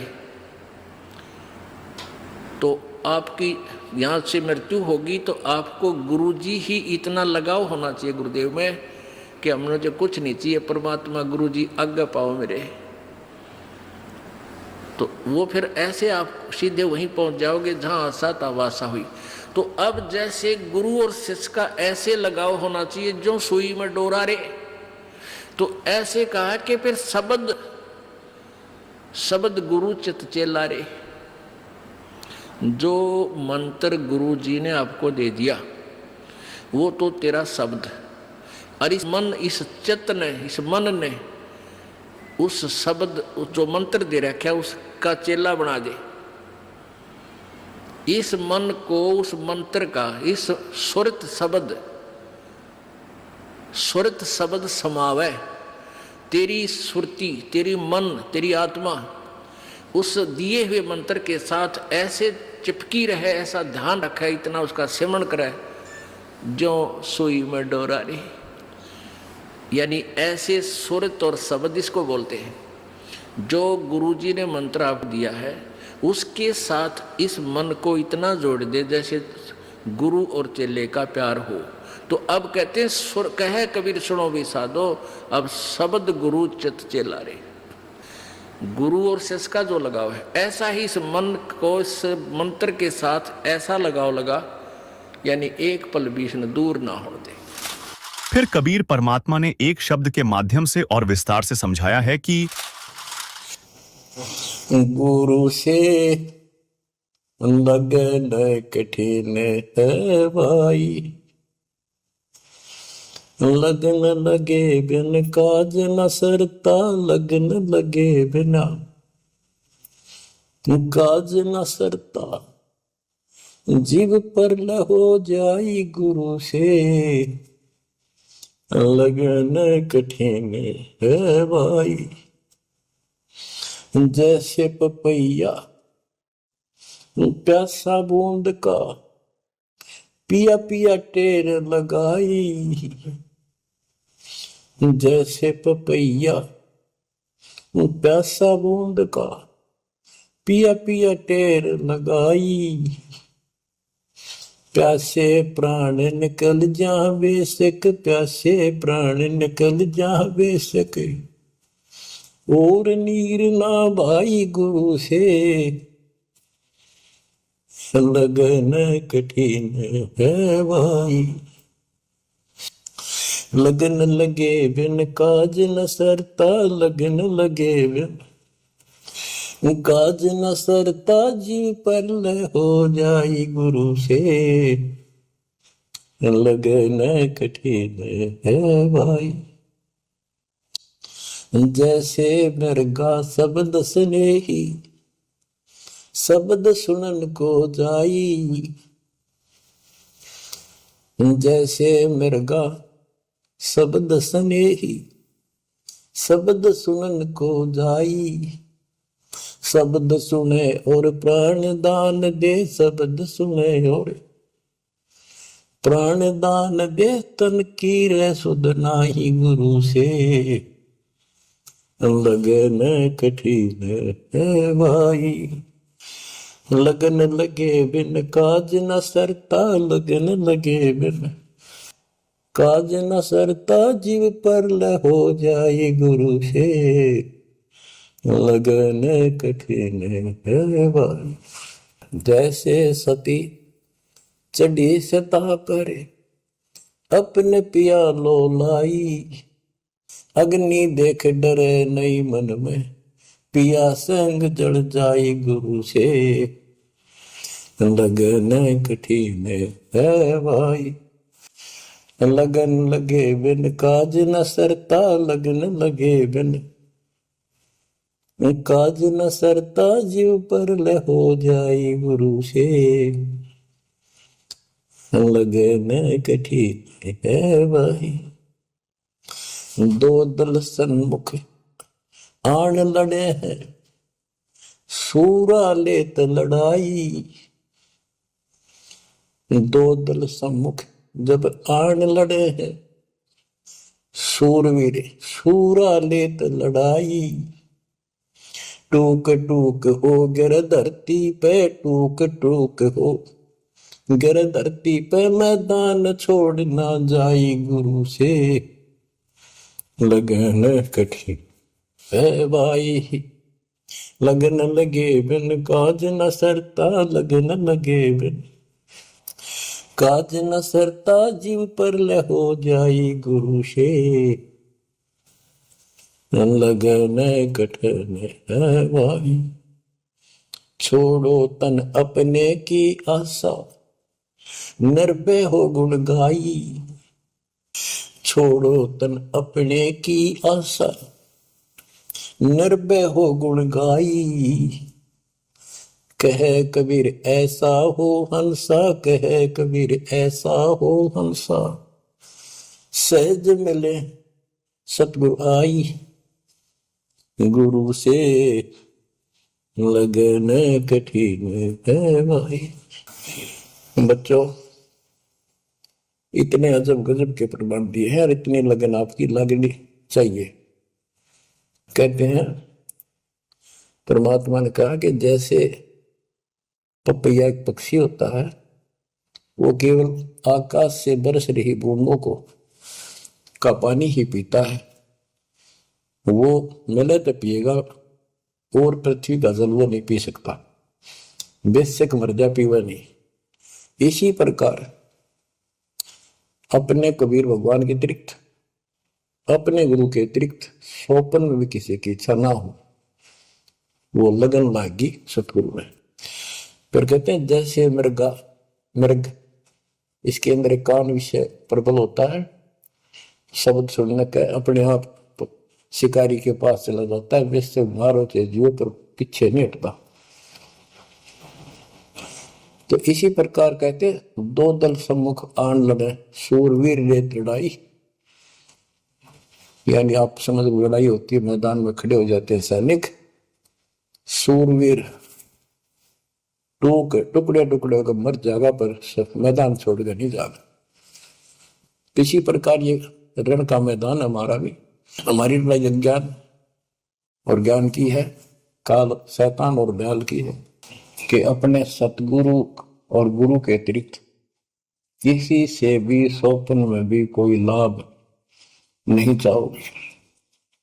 दुखी हो चाहे सुखी हो, चाहे लाभ धनी हो चाहे निर्धन हो, कुछ भी देवता दिखे पर होने दो एक बार उसको। तो इसी प्रकार इसको पतिव्रता पद कहा है। जब हम परमात्मा के प्रति इतने समर्पित हो जाएंगे, स्वप्न में भी आन देव नहीं आएगा, उसके बाद आपकी बांह परमात्मा पकड़ेगा, और जब वो बांह पकड़ लेगा फिर देखना आप हैरान होते चले जाओगे, हे परमात्मा ऐसी कृपा कैसे हुई हमने कन्या पर। तो जैसे गरीबदास जी बताया कि गरीब पतिव्रता जमीन पर जो जो धर है पाओ, समर्थ झाड़ू देता है, ना काटा लग जा। कहते परमात्मा, कबीर गरीबदास जी बताते हैं, दो दिन मेरी शरण है ताका हूं मैं दास। गेल गेल ला गया फिर गबलन धरती आकाश, दास गुलाम नौकर हूं मैं उसका। अब जैसे माँ बाप बच्चों के नौकर होते हैं, नवावे धुआवे कपड़े परावे हर तरह से ध्यान रखें उनका, तो ये नौकरी का नौकर ही है ये। और इतना प्रेम भी होता है बच्चों में। तो इसी प्रकार जब हम इसकी शरण में आ जाएंगे तब ये दाता हमारे को इतना ही प्यार देगा। शरण पड़े को गुरु संभाले, जाने का बालक भोला रे। शरण पड़े को गुरु संभाले, जाने का बालक भोला रे। कह कबीर तुम चरण चित राखो, यो सोई मैं डोरा रे। कह कबीर तुम चरण चित राखो, जो सोई मैं डोरा रे। मानत न मन मोरा साधो, मानत न मन मोरा रे। बार बार मैं ये समझाऊं, जग में जीवन थोड़ा रे। दुविधा दुर्मति चतुराई में, जन्म गया नर तोड़ा रे। अब भी आन मिलो सतगुरु से, करो गुरु ज्ञान पे गोरा रे। बच्चों कि जब तक तत्व ज्ञान नहीं होता तब तक इंसान कोई भी अच्छा काम नहीं करता। दुविधा यानी क्या करूं क्या न करूं, या भक्ति ठीक है या भक्ति ठीक नहीं है। दुर्मति यानी कुबुद्धि के कारण सारे उल्टे काम करावा काम। अब जैसे प्रसंग कर रहा था कि सतगुरु की शरण में आ जाओ, उसके आने के बाद वो कितना प्यार देता है, कैसे आपकी रक्षा करता है, आपका पोषण करता है, दुख निवारण करता है। गरीब जोजन मेरी शरण है ताका हूं मैं दास। गेल गेल ला गया जब लग धरती आकाश। तो उसका दास का अर्थ गुलाम, नौकर। पतिव्रता जमीन पर जो जो धर है पाओ, समर्थ झाड़ू देते हैं ना काटा लगता है। जब आप इस पद पर आ जाओगे, समर्पित हो जाओगे, स्वप्न में भी किसी अन्य देव देवता का इष्ट रूप में समझ ना करोगे, उस समय मालिक आपकी बांह पकड़ेगा। जैसे आपको बहुत बार बताया है, कबीर साहब अपनी प्यारी आत्मा गरीबदास जी को साथ लेकर के सतलोक के ऊपर के सब लोक दिखाए, ब्रह्मा विष्णु महेश के धाम दिखाए, नरक और स्वर्ग दिखाए, 21 ब्रह्मांड का सारा प्रकरण दिखाया, व्यवस्था दिखाई। फिर अक्षर पुरुष के 7 संख ब्रह्मांड एक दृष्टि से दिखाए, उनको पार करके फिर और गुफा में गए। भौर गुफा पार करके फिर सतलोक पहुंचे। सारी व्यवस्था दिखाकर अपने बच्चे को और फिर छोड़ा। तो जब धर्मराज दरबार में गए, धर्मराज जो न्यायाधीश है, सबके अकाउंट रखता है, पाप पुण्य का लेखा रखता है, उसके अनुसार उनको आगे को कुछ भी देना लेना है उनको करता है। तो उसके सामने ब्रह्मा विष्णु महेश भी विवश है, क्योंकि कर्मों के अधीन है ये सारे, इन्होंने भी कर्म भोगने पड़ते हैं। केवल परमात्मा कबीर जी की शरण आने के बाद परमात्मा प्रारब्ध के भी कर्म काट देता है और पूर्व जन्म के संचित पाप कर्मों का भी नाश कर देता है। करता उसका है जो इस पद पर आ जाता है और सच्चे नाम की सच्चे दिल से भक्ति करता है। या करता में भक्ति करते हैं, मानव को संदेश है, उसमें स्त्री पुरुष दोनों आ जाते हैं। धर्मराय दरबार में दे कबीर तलाक, मेरे भूल ले चुके हैं उसको पकड़िए मत कजाक। अब देखो, एक चीफ जस्टिस को जाके 21 ब्रह्मांड के चीफ जस्टिस को जाके और धमकाया कबीर साहब ने, और वो खड़ा होके कुर्सी छोड़ के हाथ जोड़ के बोले पुरुष कबीर से, धर्मराय कर जोड़, तेरे हंस को चंपू ने मन 2 लाख करोड़। फिर कहते हैं, मदहारी जारी नरा भांग तमाकू खाई, पर दारा पर घर तक है उनको लोग नाई। धर्मराय विनती करे, सुनियो पुरुष कबीर, उनको तो मैं पकड़ूंगा और जड़ हूं तो वजीर। क्योंकि वो कर्मों से रत है, मुख से कहें कबीर, उनको निश्चय पकड़ूंगा, जड़ हो तो वजीर। यानी जिनके पिछले संस्कार जमा है, पाप है, प्रारंभ में है, आज वैसे वो आपका नाम लेते हैं, उनको मैंने दंड देना पड़ेगा, क्योंकि मेरे अकाउंट में है, वो पूरा कराऊंगा, वो मेरे बस से बाहर है। कबीर साहब बोले, कबीर साहब ने गरीबदास जी बताते, मेरे वाला अकाउंट उठाया, देश वाला अकाउंट उठाया और वहीं पाड़ दिया। बोले, करम भरम ब्रह्मंड के मैं पल में कर हूं नेस, जिन हमारी 2 ही दी सो करो हमारे पे। उसके बाद गरीबदास ने नीचे आके जो बातें बताई, वो एक अमर ग्रंथ रूप में लिपिबद्ध हुई। यम किंकर कर जोड़ चले तिस देख रे, धर्म राय के अंक मिटावे लेख रे, जीव गुनी नहीं गा बांटा डे गही, दर्ग मंज हजूर पकड़ छेकी बही, सोन मंडल सतलोक अगमपुर धाम है, धनबंदी छोड़ कबीर तुम्हारा नाम है। देवदास जी बताते हैं कि यम के दूत जो यहाँ के लाट साहब को भी घसीट कर ले जाते हैं तो सत भक्ति नहीं करता। यम किंकर कर जोड़ चले तिस देख रे, कबीर साहब को देखते यम के दूत हाथ जोड़ कर उनको और दूर चले जाते हैं। इतने भयंकर विकराल शरीरों वाले। और मेरे सामने धर्मराज के दरबार के सारे वो वही पाड़ दी, वही यानी वो पैड जहां अकाउंट लिखा गया था। फिर कहते जीव यूनी नीजा मां ठाडा गही, ठाडा मीन समर्थन, ये हमारी हरियाणवी भाषा का शब्द है ठाडा, जो ताकतवर होता है। जो कई कहते हैं भाई इस पहलवान के साथ कुश्ती कर ले, तो दूसरा कहता है कि मेरे से ठाडा है, सक्षम है, मैं नहीं लड़ सकता। और दरगाह मंज हजूर पकड़ छेकी बही, छेकी मैंने पाड़ दी वही पैड जिसमें मेरा अकाउंट लिखा था, और उस मालिक का सतलोक स्थान है, उसका नाम बंदी छोड़ कबीर नाम है। आपको उदाहरण दिया था, कई बार देता हूँ। बहन के यहाँ बारिश होगी ज्यादा, किसान थे, भाई भी और बहन भी। बहन जहाँ ब्याह रखी थी, विवाह कर रखा था, वहां जमीन अच्छी थी, उसमें बारिश पर निर्भर होती थी खेती। आज से 50 साल पहले ये व्यवस्था सारे थी। बहुत ही कम स्थानों पर नहर का पानी सिंचाई के लिए होता था। पता चला कि बहन के यहाँ बारिश होगी, भाई अपने बैल लेकर अपना हल लेकर के बहन की मदद कराने चला गया। वो दूसरे खेत में भेज दिया कि तू वहां जा, और उसका जीजा दूसरे खेत में खेत बांटने चला गया। उसको दूसरे खेत में भेज दिया। खेतों से वो परिचित था, आता जाता रहता था।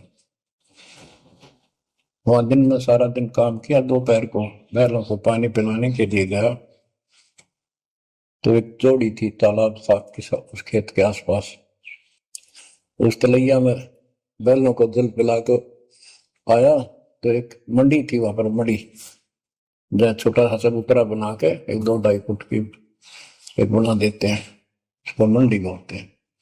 उसमें 5 किलो गुड़ की बेली रखी थी। पहले इकट्ठा 5 किलो की बेली बनाया करते थे स्पेशल इन पीरों के लिए, देवताओं के चढ़ाने के लिए। अलग से शुरू से निकाला जाता था, बाकी छोटी छोटी पेड़ी बनाते थे। उसके भाई ने, उस भक्त ने वो सारा गुड़ उठा लिया, ले आया, खुद फोड़ पाट कर कुछ खाया, आप खाया, बाकी बैलों को खिला दिया।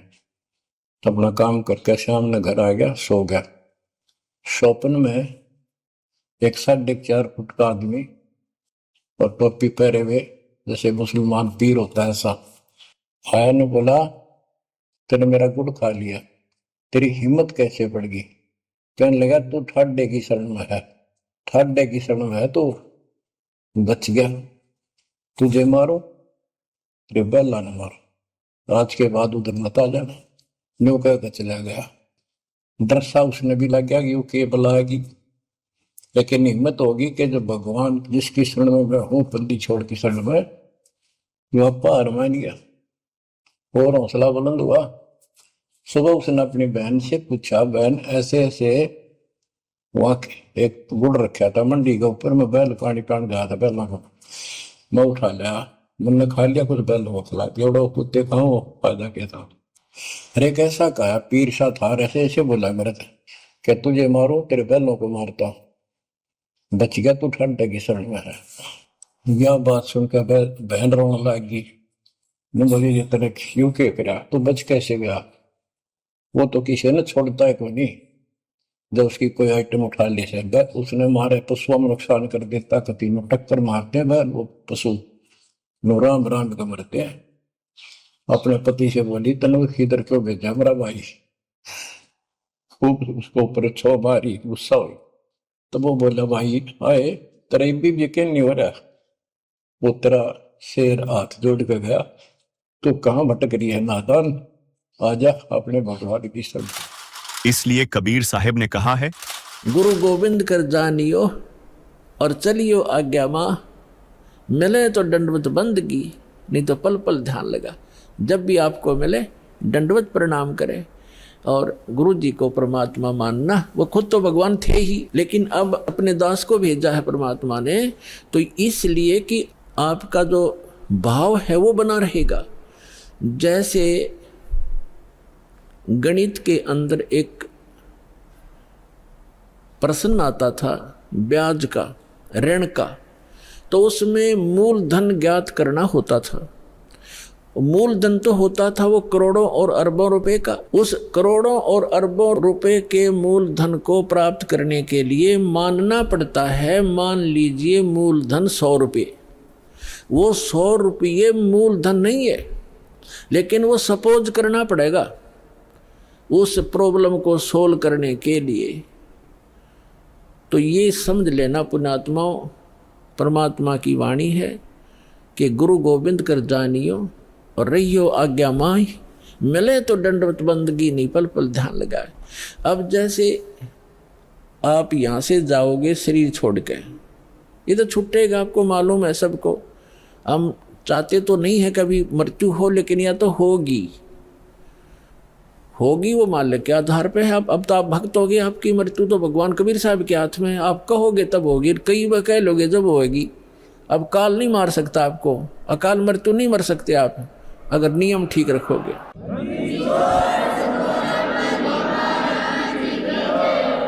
तो ये तो हमने यहाँ से जाना पड़ेगा। जब आप यहाँ शरीर छोड़कर जाओगे तो ऊपर जाकर के जहाँ भी आप देखोगे ये दास के रूप में वो कबीर परमेश्वर आपको खड़े दिखाई देंगे।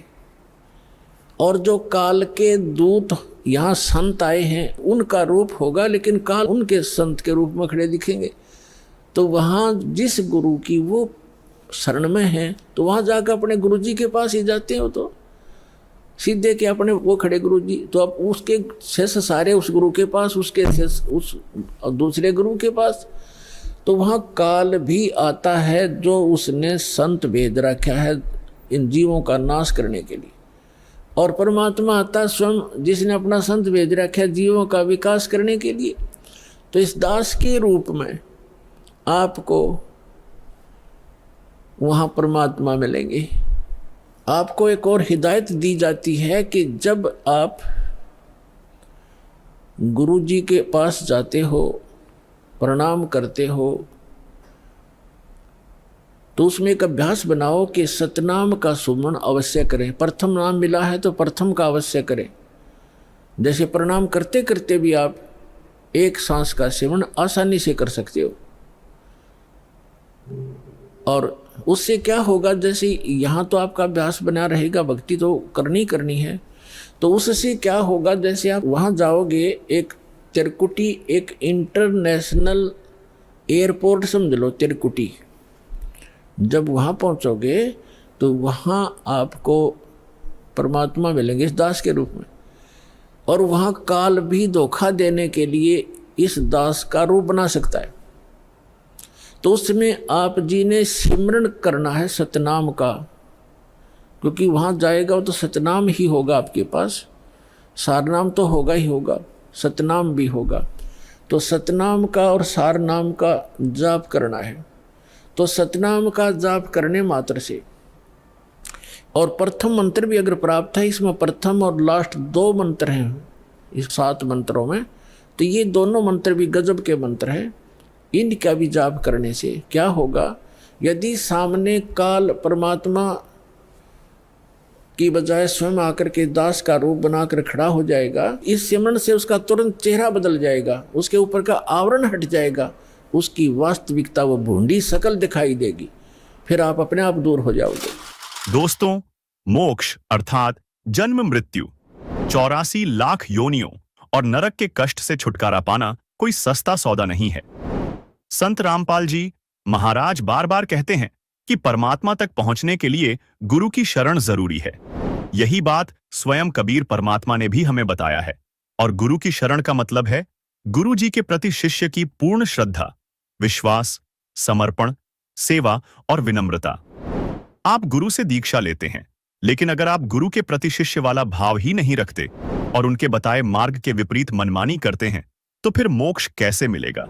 लेकिन यह जरूरी क्यों है, ये जानने के लिए सुनिए कबीर क्या याद दिलाना चाहते हैं। सतगुर के उपदेश का लाया एक विचारे, जय सतगुरु मिलते नहीं जाते नरक दुआरे। पुण्यात्माओं, इस तत्व ज्ञान से आप परिचित हो जाओ, फिर देखना आपके अंतःकरण में कैसी जगह बनेगी भगवान के प्रति और गुरुदेव के प्रति। जो कोई भक्ति करता भी है, शास्त्र अनुकूल नहीं कर रहा है, वो भी डलेड हो रहा है, वो अपने जीवन को बर्बाद कर रहा है। यदि कोई भक्ति भी कर रहा है और शास्त्र के विरुद्ध कर रहा है, कोई नकली गुरु के पास भक्ति कर रहा है, तो वो भी अपना जीवन व्यर्थ कर रहा है। सतगुरु का अर्थ है तत्वदर्शी संत। सतगुरु माने सच्चा गुरु। अब वैसे तो गुरु शब्द ही काफी है, लेकिन झूठे गुरु घने हो गए, इसलिए सत्य शब्द साथ में लगाना पड़ा। सतगुरु, परमात्मा कहते हैं सच्चा गुरु मिलने से आपको कितना लाभ होगा। सतगुरु के उपदेश का लाया एक विचार, जय सतगुरु मिलते नहीं हम जाते नरक द्वार। नरक द्वार में दूत सब ये करते खेचा तान, उनसे कभू ना छूटता फिर फिरता चारों खानी। 4 खानी यानी 84 लाख योनियों में पशु पक्षी गधे कुत्ते सुअर की योनियां प्राप्त होती। अब 4 खानी में भरमता कभू न लगता पार, सो फेरा सब मिट गया मेरे सतगुरु के उपकार। ओए होए, कहते हैं ये सारा झंझट 84 लाख योनियां भोगनी पड़ती, नरक में जाता, यम के दूत सताते, गधे कुत्ते सुअर की योनि भोगनी पड़ती।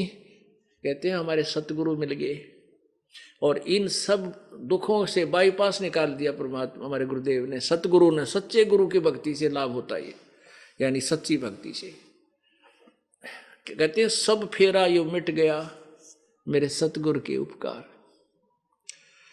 सात समुद्र की मसी करूं, सात समुद्र की मसी करूं, लेखनी करूं बन राय, धरती का कागज करूं, सतगुरु गुण लिखा न जाए। अब कहते हैं ऐसे संत की क्या महिमा गाऊं। यदि पूरी पृथ्वी का कागज बना लूं और सभी समुद्र की के जल की इंक बना लूं, स्याही, और सभी वृक्षों के काट काट कर छोटी छोटी कलम बना कर रख लूं और लिखने लगूं तो ये सब समाप्त हो जाएं, तो भी सतगुरु की महिमा में वर्णन नहीं की जा सकती। एक कुत्ते के जीवन की जीवनी लिखो, लिखने लगो कि दुख होता है माँ के पेट में, फिर जन्म होते ही कि सारी रात वर्षा हो रही है, शीत लहर चल रही है, जनवरी का महीना, ये हरियाणा क्षेत्र, और वो जो पहले शराब पी कर बकवाद करा करता, डनलप के गद्दा में सोया करता, इब गड़ी में पड़ा वो कुतरू बन के, और फिर उसके ऊपर से ओले पड़े, रात ने भूखा मरा, सारी रात भौं भौं रखे, कितना कष्ट, पूरा जीवन लिखो उसको, फिर दिन में क्या क्या बनती है उसके संग, और फिर गधे का, यानी 84 लाख योनियों की हिस्ट्री लिखने लगे और उससे परमात्मा ने हमें बचा दिया। कहते हैं उनके दुखों को लिखते लिखते परमात्मा की महिमा को से हमें जो राहत हुआ, इसको लिखते लिखते सब समाप्त हो जाए तो भी शेष रह जाए। अर्थात सतगुरु जी महाराज जब हम मिले हैं, उनकी महिमा का हम कोई गुणगान नहीं कर सकते, वो कितने हमारे लिए उपकारक हैं। आगे क्या बताते हैं, सतगुरु के सिजदा करूं, कर्म छुटाए कोटे, जो सतगुरु की निंदा करें फिर जम तोड़ेंगे ओठ। ऐसे सतगुरु के, ऐसे तत्वदर्शी संत के ऊपर कहते हैं सिजदा करूं, जिसने ऐसे करोड़ों पापों से बचा दिया। और ऐसे संत की जो निंदा करता है, उसके अंदर दोष देखता है, कहते हैं उस प्राणी की दुर्गति होगी, यम के दूत नरक में घेर कर कुटेंगे, उसके होठ तोड़ेंगे। होठ तोड़ना माने बुरी तरह पिटाई करना। फिर क्या बताते हैं, गुरु मानुष कर जानते। अब ऐसे सतगुरु के विषय में बताया है, सतगुरु मानुष कर जानते, ते नर कहिए अंध, होवे दुखी संसार में फिर आगे यम के फंद। पुणात्मा जब परमात्मा स्वयं आए थे तो भी एक गुरु की भूमिका करके गए थे कबीर परमेश्वर जी। अब उन्होंने अपना दास बेच दिया अपनी ही पावर देकर। अब उस समय भी हम यही मार खा गए कि हमने उनको भगवान को भगवान नहीं माना,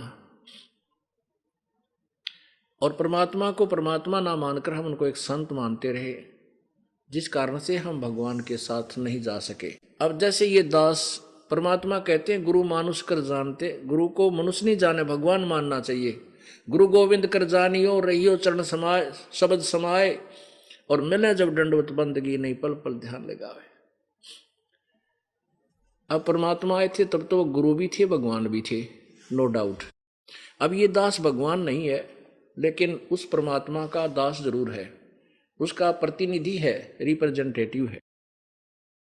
तो ऐसे संत को आपने भगवान मानना चाहिए। मानने का तात्पर्य क्या है कि जैसे एक गणित का प्रश्न आता है, ब्याज का, ऋण का,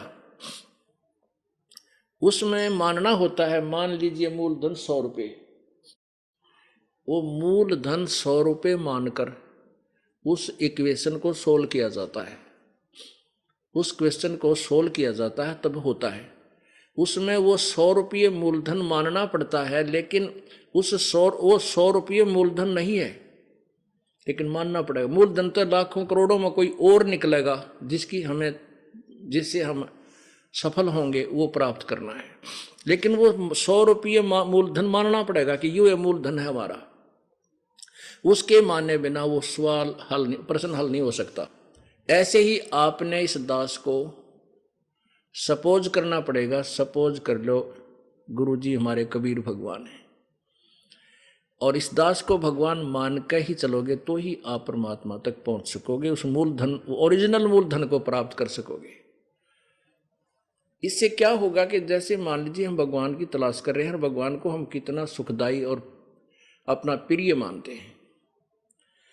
अब यहां मान लीजिए इस दास के स्थान पर कबीर परमेश्वर आ जाते हैं, वो नो का नो उठा कर ना ले जाओ तुम्हारे को, वो भी नो कहेंगे भक्ति करवाई, ये नाम जब कमाई कर अपनी और ये मर्यादा रख, तब तू वहां चलने योग्य होगा। तो वो परमात्मा मेरे स्थान पर हो तो आप क्या क्रिया करोगे? क्या वो आप उसके साथ सामने आकर के वाद विवाद करोगे? क्या उसके सामने आकर के आप झूठ बोलोगे? क्या और मन में खोट रखोगे? नहीं, आंखों में आंसू आने को हो और नम्रता हो, भगवान खड़े, कहीं मेरे से कोई ऐसी क्रिया ना हो जाए जिससे भगवान के दिल को ठेस पहुंच जाए। इस भाव से आपको रहना होगा। जब यहां से आप जाओगे आगे, इस दास के रूप में परमात्मा आपको मिलेगा, आपकी फिर परीक्षा होगी। अब जैसी आपकी यहां मेरे साथ व्यवहार है, ऐसा ही वहां भगवान के साथ करोगे, फिर वापस फिर यहीं डूब मरोगे। तो इस दास को आपने, आपका जो है ना कर्म बने रहेंगे, आपका भाव ठीक बना रहेगा। इस दास को ये मान कर चलो ये भगवान है हमारे, ये मूलधन सपोज कर लो, और फिर आपका देख कैसे विनम्रता आएगी, आपके अंदर कैसी श्रद्धा होगी, निष्कपटता बनी रहेगी, यहाँ कैसा शिष्टाचार बनेगा कि गुरु जी की आत्मा को ठेस ना पहुंचे। कहते हैं सतगुरु के दरबार में मेरी थर थर कांपे देह, ना जानो किसी बात पर हमारा टूट ना जावे ने, कि किसी बात पर हमारा आपस में कोई फ्रिक्शन ना आ जावे, कहीं मैं भक्ति से हीन हो जाऊं। और जिनको सतगुरु नहीं मिलते उनके लिए आत्मा रो रही है, क्या कहती है? मत दे दिए सत बालम याणे नु, मत दे दिए बालम याणे नु, मत दे दिए बालम याणे नु, मत दे दिए बालम याणे। गीता और भागवत पढ़े ना बूझे शब्द ठिकाने नु, गीता और भागवत पढ़े नहीं बूझे शब्द ठिकाने नु, मन मथुरा दिल द्वारका नगरी कहा करे बरसाने नु, मैं तो दे दी है बालम याणे नु, मैं तो दे दी है बालम याणे नु, मैं तो दे दी है बालम। जब फुरमान धनी का आवे को रखे घर जाने नु, जब फुरमान धनी का आवे को रखे घर जाने नु, जा सतगुरु की मैं बलिहारी, जा सतगुरु का शरणा लीजे, जो मेटे जम तलवाने नु, मैं तो दे दी है बालम याणे नु, मैं तो दे दी है बालम याणे नु, मैं तो दे दी है बालम याणे नु, मैं तो दे दी है बालम याणे। उत्तर दक्षिण पूरब पश्चिम तू फिरदा दाणे दाणे नु, उत्तर दक्षिण पूरब पश्चिम तू फिरदा दाणे दाणे नु, सर्व कला सतगुरु साहेब की हरि आए हरि आने नु, मैं तो दे दी है बालम याणे नु, मैं तो दे दी है बालम याणे नु, मैं तो दे दी है बालम। उत्तर दक्षिण पूरब पश्चिम तू फिरदा दाणे दाणे नु, उत्तर दक्षिण पूरब पश्चिम तू फिरदा दाणे दाणे नु, सर्व कला सतगुरु साहेब की हरि आए हरियाणे नु, मैं तो दे दी है बालम याणे नु, मैं तो दे दी है बालम याणे नु, मैं तो दे दी है बालम।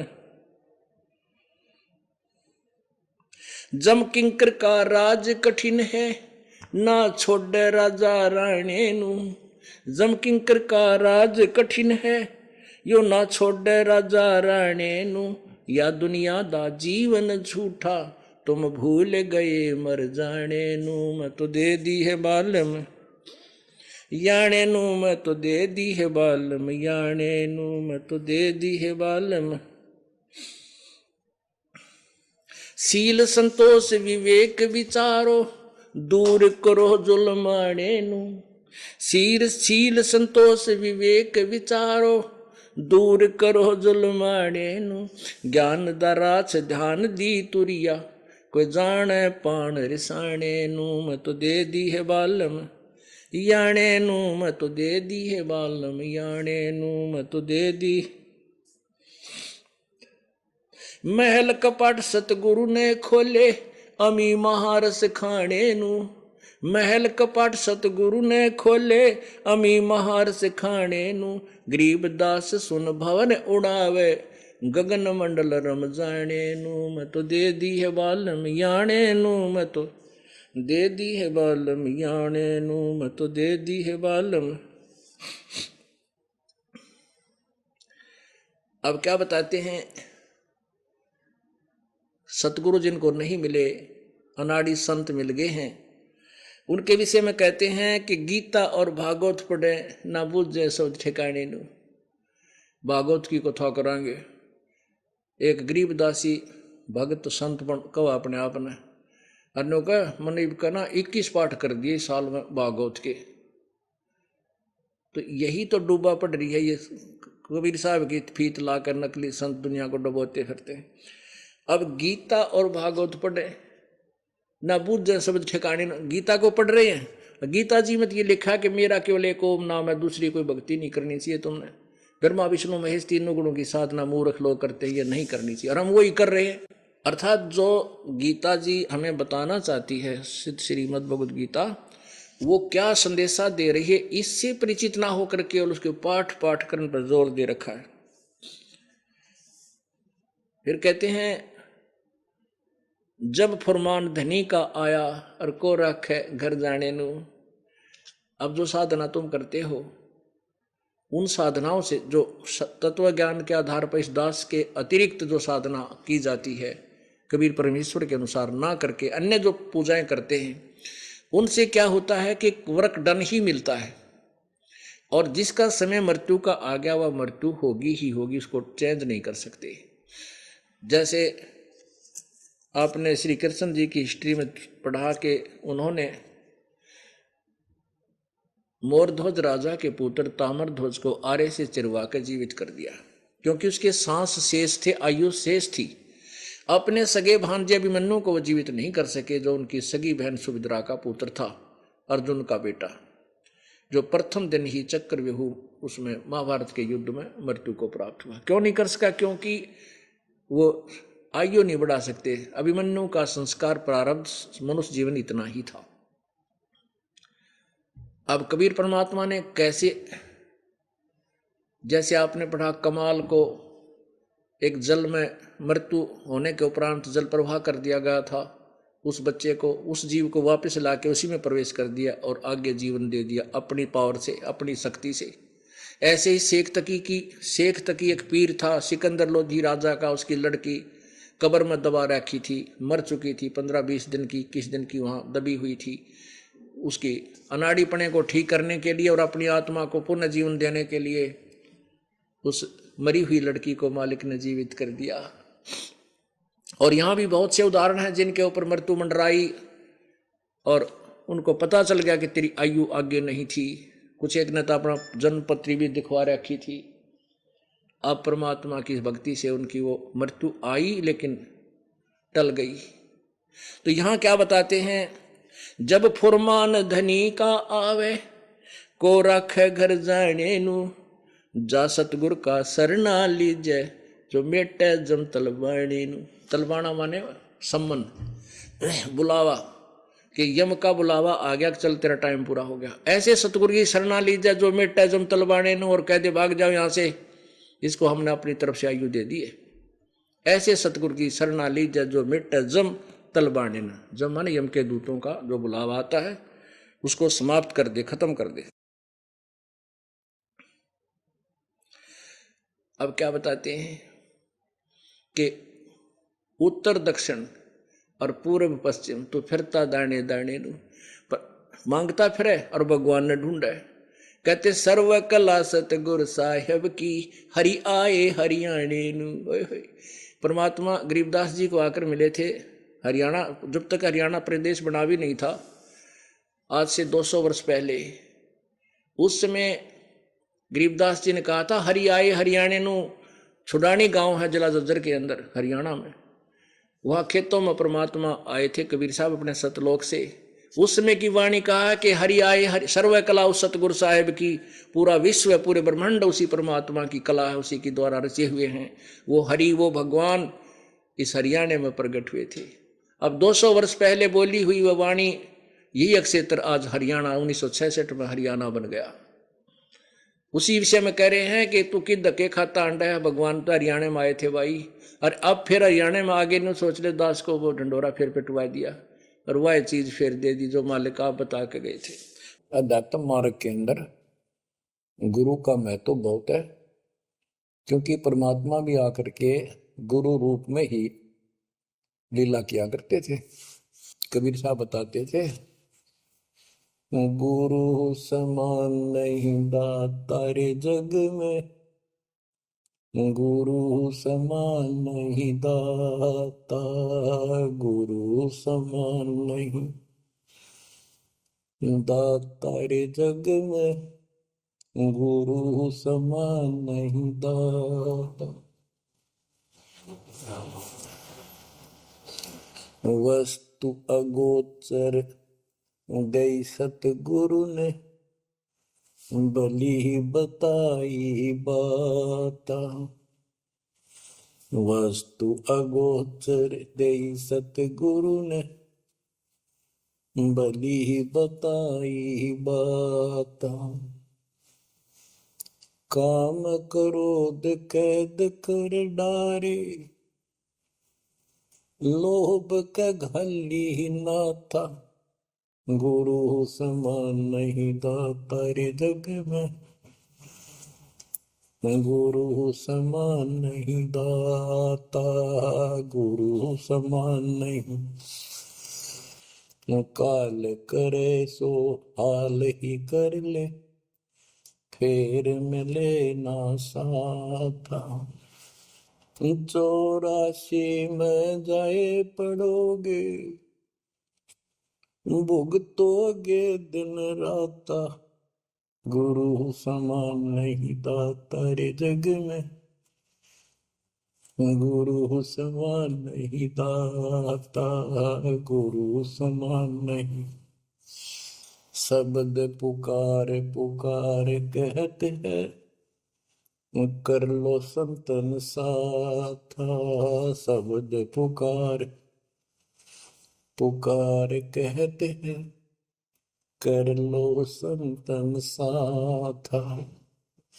सेवा बंदगी करो सतगुरु की, कालन वह माथा, गुरु समान नहीं दाता रे जग में, गुरु समान नहीं दाता। कहे कबीर सुनो भाई धर्मन, सकल कट कर्म कटि जाता। कहे कबीर सुनो भाई धर्मन, सकल कर्म कटि जाता।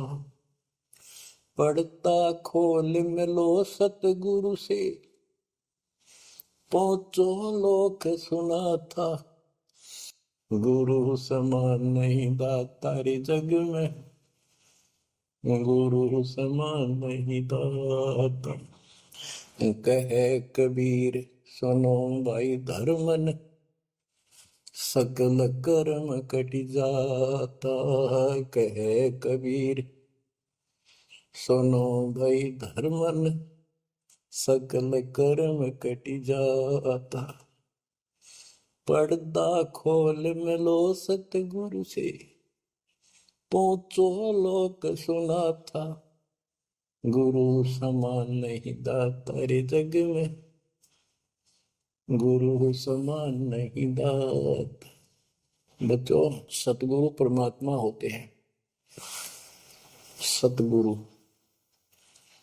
जैसे प्रधानमंत्री जी का कोई नॉमिनेटेड होता है, उसका नुमाइंदा होता है, वो प्रधानमंत्री ही होता है, उसके पास उसकी पूर्ण पावर लेकर आता है। तो उसके प्रति आपने सतगुरु जैसी यानी परमात्मा जैसी ही आस्था, श्रद्धा और भाव बनाना होगा। वस्तु अगोचर दे सतगुरु दे, गुप्त वस्तु कहते हैं। सोहम गरीब सोहम शब्द हम जग में डाए, सार शब्द हमने गुप्त छुपाए। फिर के कोटि ज्ञान हम जग में बाख्या, मूल ज्ञान हमने गुप्त ही रखा। तो वो अगोचर वस्तु सतगुरु ने दी आपको। और वस्तु अगोचर दे सतगुरु ने, बली बताई बात। काम क्रोध कैद कर डारे, लोभ का डाली नाथा। जैसे गरीबदास जी कहते हैं, गरीब सतगुरु मिले तो इच्छा मेटे, पद मिल पदे समाना, चल हंसा उस लोक उठाऊं जो आदि है बरस्थान। या वही परमात्मा ने ये बताया है कि काम क्रोध कैद कर डारे, लोभ का गाली ना था, इच्छा हटा दी, ये बकवास छुड़वा दी और मालिक के साथ के पास चलने के लिए प्रेरित किए। काल करे सो हाल ही कर दे, काल करे सो हाल यानी तुरंत कर ले, फिर मिले ना साथा, फिर ये टाइम नहीं मिलेगा। ऐसा सतगुरु, ऐसा मनुष्य जीवन है ये कलयुग का वो समय, बिजली पीढ़ी का। बच्चों फिर दाव नहीं लगेगा। आप अपनी किस्मत सराहा करो, 100 बस शुक्र बनाया करो उस पर पिता। आप तो बालक को अपने पता नहीं था कि ये इतना अनमोल वस्तु हमें प्राप्त होने जा रही है। आपको तो अब धीरे धीरे धीरे धीरे समझ में आओगे, इतने दृढ़ हो जाओगे ये भगवान, रात को भी उठ कर विचार किया करोगे। देखा बुरी बढ़ती जाता कि सब बनाते तो कहते काल करे सो हाल ही कर ले, फिर मिले ना साथा। 84 में जाए पड़ोगे, भुगतोगे दिन राता, गुरु समान नहीं था तारे जग में। बच्चों आपका तो पता नहीं, बनते 100 बार पढ़ दी, 1000 बार सुना दी, आज भी कलेजा मुंह को आता है ये सुन के। पर बात में कैसी बोल पड़ी थी, कैसा जुल्म होता हमारे साथ। और इसीलिए मैं आपके पीछे पड़ रहा हूँ कि तुम भी उसी के बच्चे हो। मैं दास भी आपकी तरह भ्रमित था, खोज थी सराह की पर मिला नहीं था। तो उसी दिन से कोशिश थी दिल आत्मा से सबको बताऊं, समझाऊं। नाम देने का आदेश भी नहीं था, उससे पहले मैं बहुतों को समझाया करता, गुरु जी से नाम दिलाता था। बहुत तड़फ थी कि बहुत बहुत लाग रही, अनमोल जीवन नष्ट हो रहा है। अब देखो एक एक वाणी क्या क्या कहती है, हमें क्या प्रेरित करती है। 84 में जाए पड़ोगे, ये भक्ति ना करोगे भगवान कबीर साहब पर, भुगतोगे दिन राता। फिर क्या कहते हैं, शब्द पुकार पुकार कहते हैं, कर लो संतन साथ। सेवा बंदगी करो सतगुरु की, काल नवावे माथा। गुरु समान नहीं दाता रे जग में, कहे कबीर सुनो वही धर्मन, सकल कर्म कटि जाता। पर्दा खोल मिलो सतगुरु से, पहुंचो लोक सुना था। गुरु समान नहीं दाता रे जग में, गुरु समान नहीं दाता। अब बच्चों परमात्मा अपनी प्यारी आत्मा धर्मदास को समझाते हैं, उसके माध्यम से हमें भी संकेत करते हैं। पर्दा खोल मिलो सतगुरु से, यानी कोई कपट ना रखो मालिक के। जब सतगुरु के साथ जुड़ते हो, एन बिल्कुल सच्ची सोची आत्मा से बात करा करो। जरा सी भी अटपट करोगे वो भगवान रुष्ट हो जाएगा। यही वजह है शिष्य को अपने गुरु के प्रति संपूर्ण समर्पण और विश्वास रखना चाहिए। परमेश्वर कबीर जी ने भी कहा है, कबीर गुरु गोविंद दोनों खड़े, किसके लागू पाए। बलिहारी गुरु आपने, गोविंद दिया मिलाए। अर्थात यदि गुरु तथा परमात्मा दोनों साथ साथ खड़े हों तो किसके पैरों पर लगोगे, यह प्रश्न है। इसका उत्तर कबीर परमेश्वर ने दिया है कि मैं तो अपने गुरु के पैरों पर लगूंगा, उस पर बलिहारी जाऊं जिन्होंने परमात्मा मिला दिया। इसलिए शिष्य को गुरु के प्रति समर्पण, आदर और विश्वास रखते हुए उनके मार्गदर्शन का पालन करना चाहिए। यही समर्पण और विश्वास शिष्य को मोक्ष की ओर अग्रसर करता है। तो दोस्तों, बात साफ है, बिना सच्चे गुरु के न भक्ति पूरी होती है न मोक्ष मिलता है। शास्त्र चिल्ला चिल्ला कर कह रहे हैं कि सतगुरु वो दीपक है जो आपके जीवन के अंधेरे को दूर करता है। लेकिन सावधान, बाजार में नकली गुरुओं की भीड़ है जो आपकी आस्था का सौदा कर रहे हैं, और अगर आपने सच्चा गुरु ढूंढ भी लिया तो बिना समर्पण और विश्वास के वो दीपक आपके लिए बेकार है। आप ही बताइए, क्या आप उस रास्ते पर चलना चाहेंगे जो सिर्फ मंदिरों और मालाओं तक सीमित है, या उस सतगुरु की शरण लेंगे जो आपको शास्त्रों का सही ज्ञान दे, जो आपको परमात्मा तक पहुंचाए। अब फैसला आपके हाथ में है। क्या आप दीपक थामेंगे या अंधेरे में भटकते रहेंगे? अब सुनते हैं संत रामपाल जी महाराज से नाम दीक्षा लेकर सतभक्ति करके अद्भुत लाभ प्राप्त करने वाले अनुयायी के विचार। सत साहिब दर्शकों, क्या आपने कभी सोचा है कि जब जिंदगी में हर तरफ अंधेरा हो, बीमारी और गरीबी पीछा ना छोड़ रही हो, तब कौन बनता है उम्मीद की आखिरी किरण? हिसार हरियाणा की रहने वाली शिखा जी की कहानी भी कुछ ऐसी ही थी।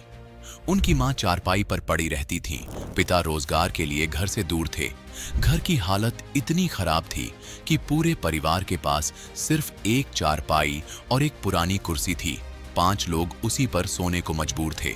शिखा जी और उनके परिवार ने माता दुर्गा जी की पूजा, व्रत और कई धार्मिक रीतियां अपनाई, लेकिन कोई लाभ नहीं हुआ। एक दिन उन्होंने संत रामपाल जी महाराज का सत्संग सुना और यहीं से उनके जीवन में आया असली मोड़। संत रामपाल जी महाराज से नाम दीक्षा लेने के बाद उनकी मां पूरी तरह से स्वस्थ हो गईं और धीरे धीरे घर में सुख सुविधाएं आने लगी।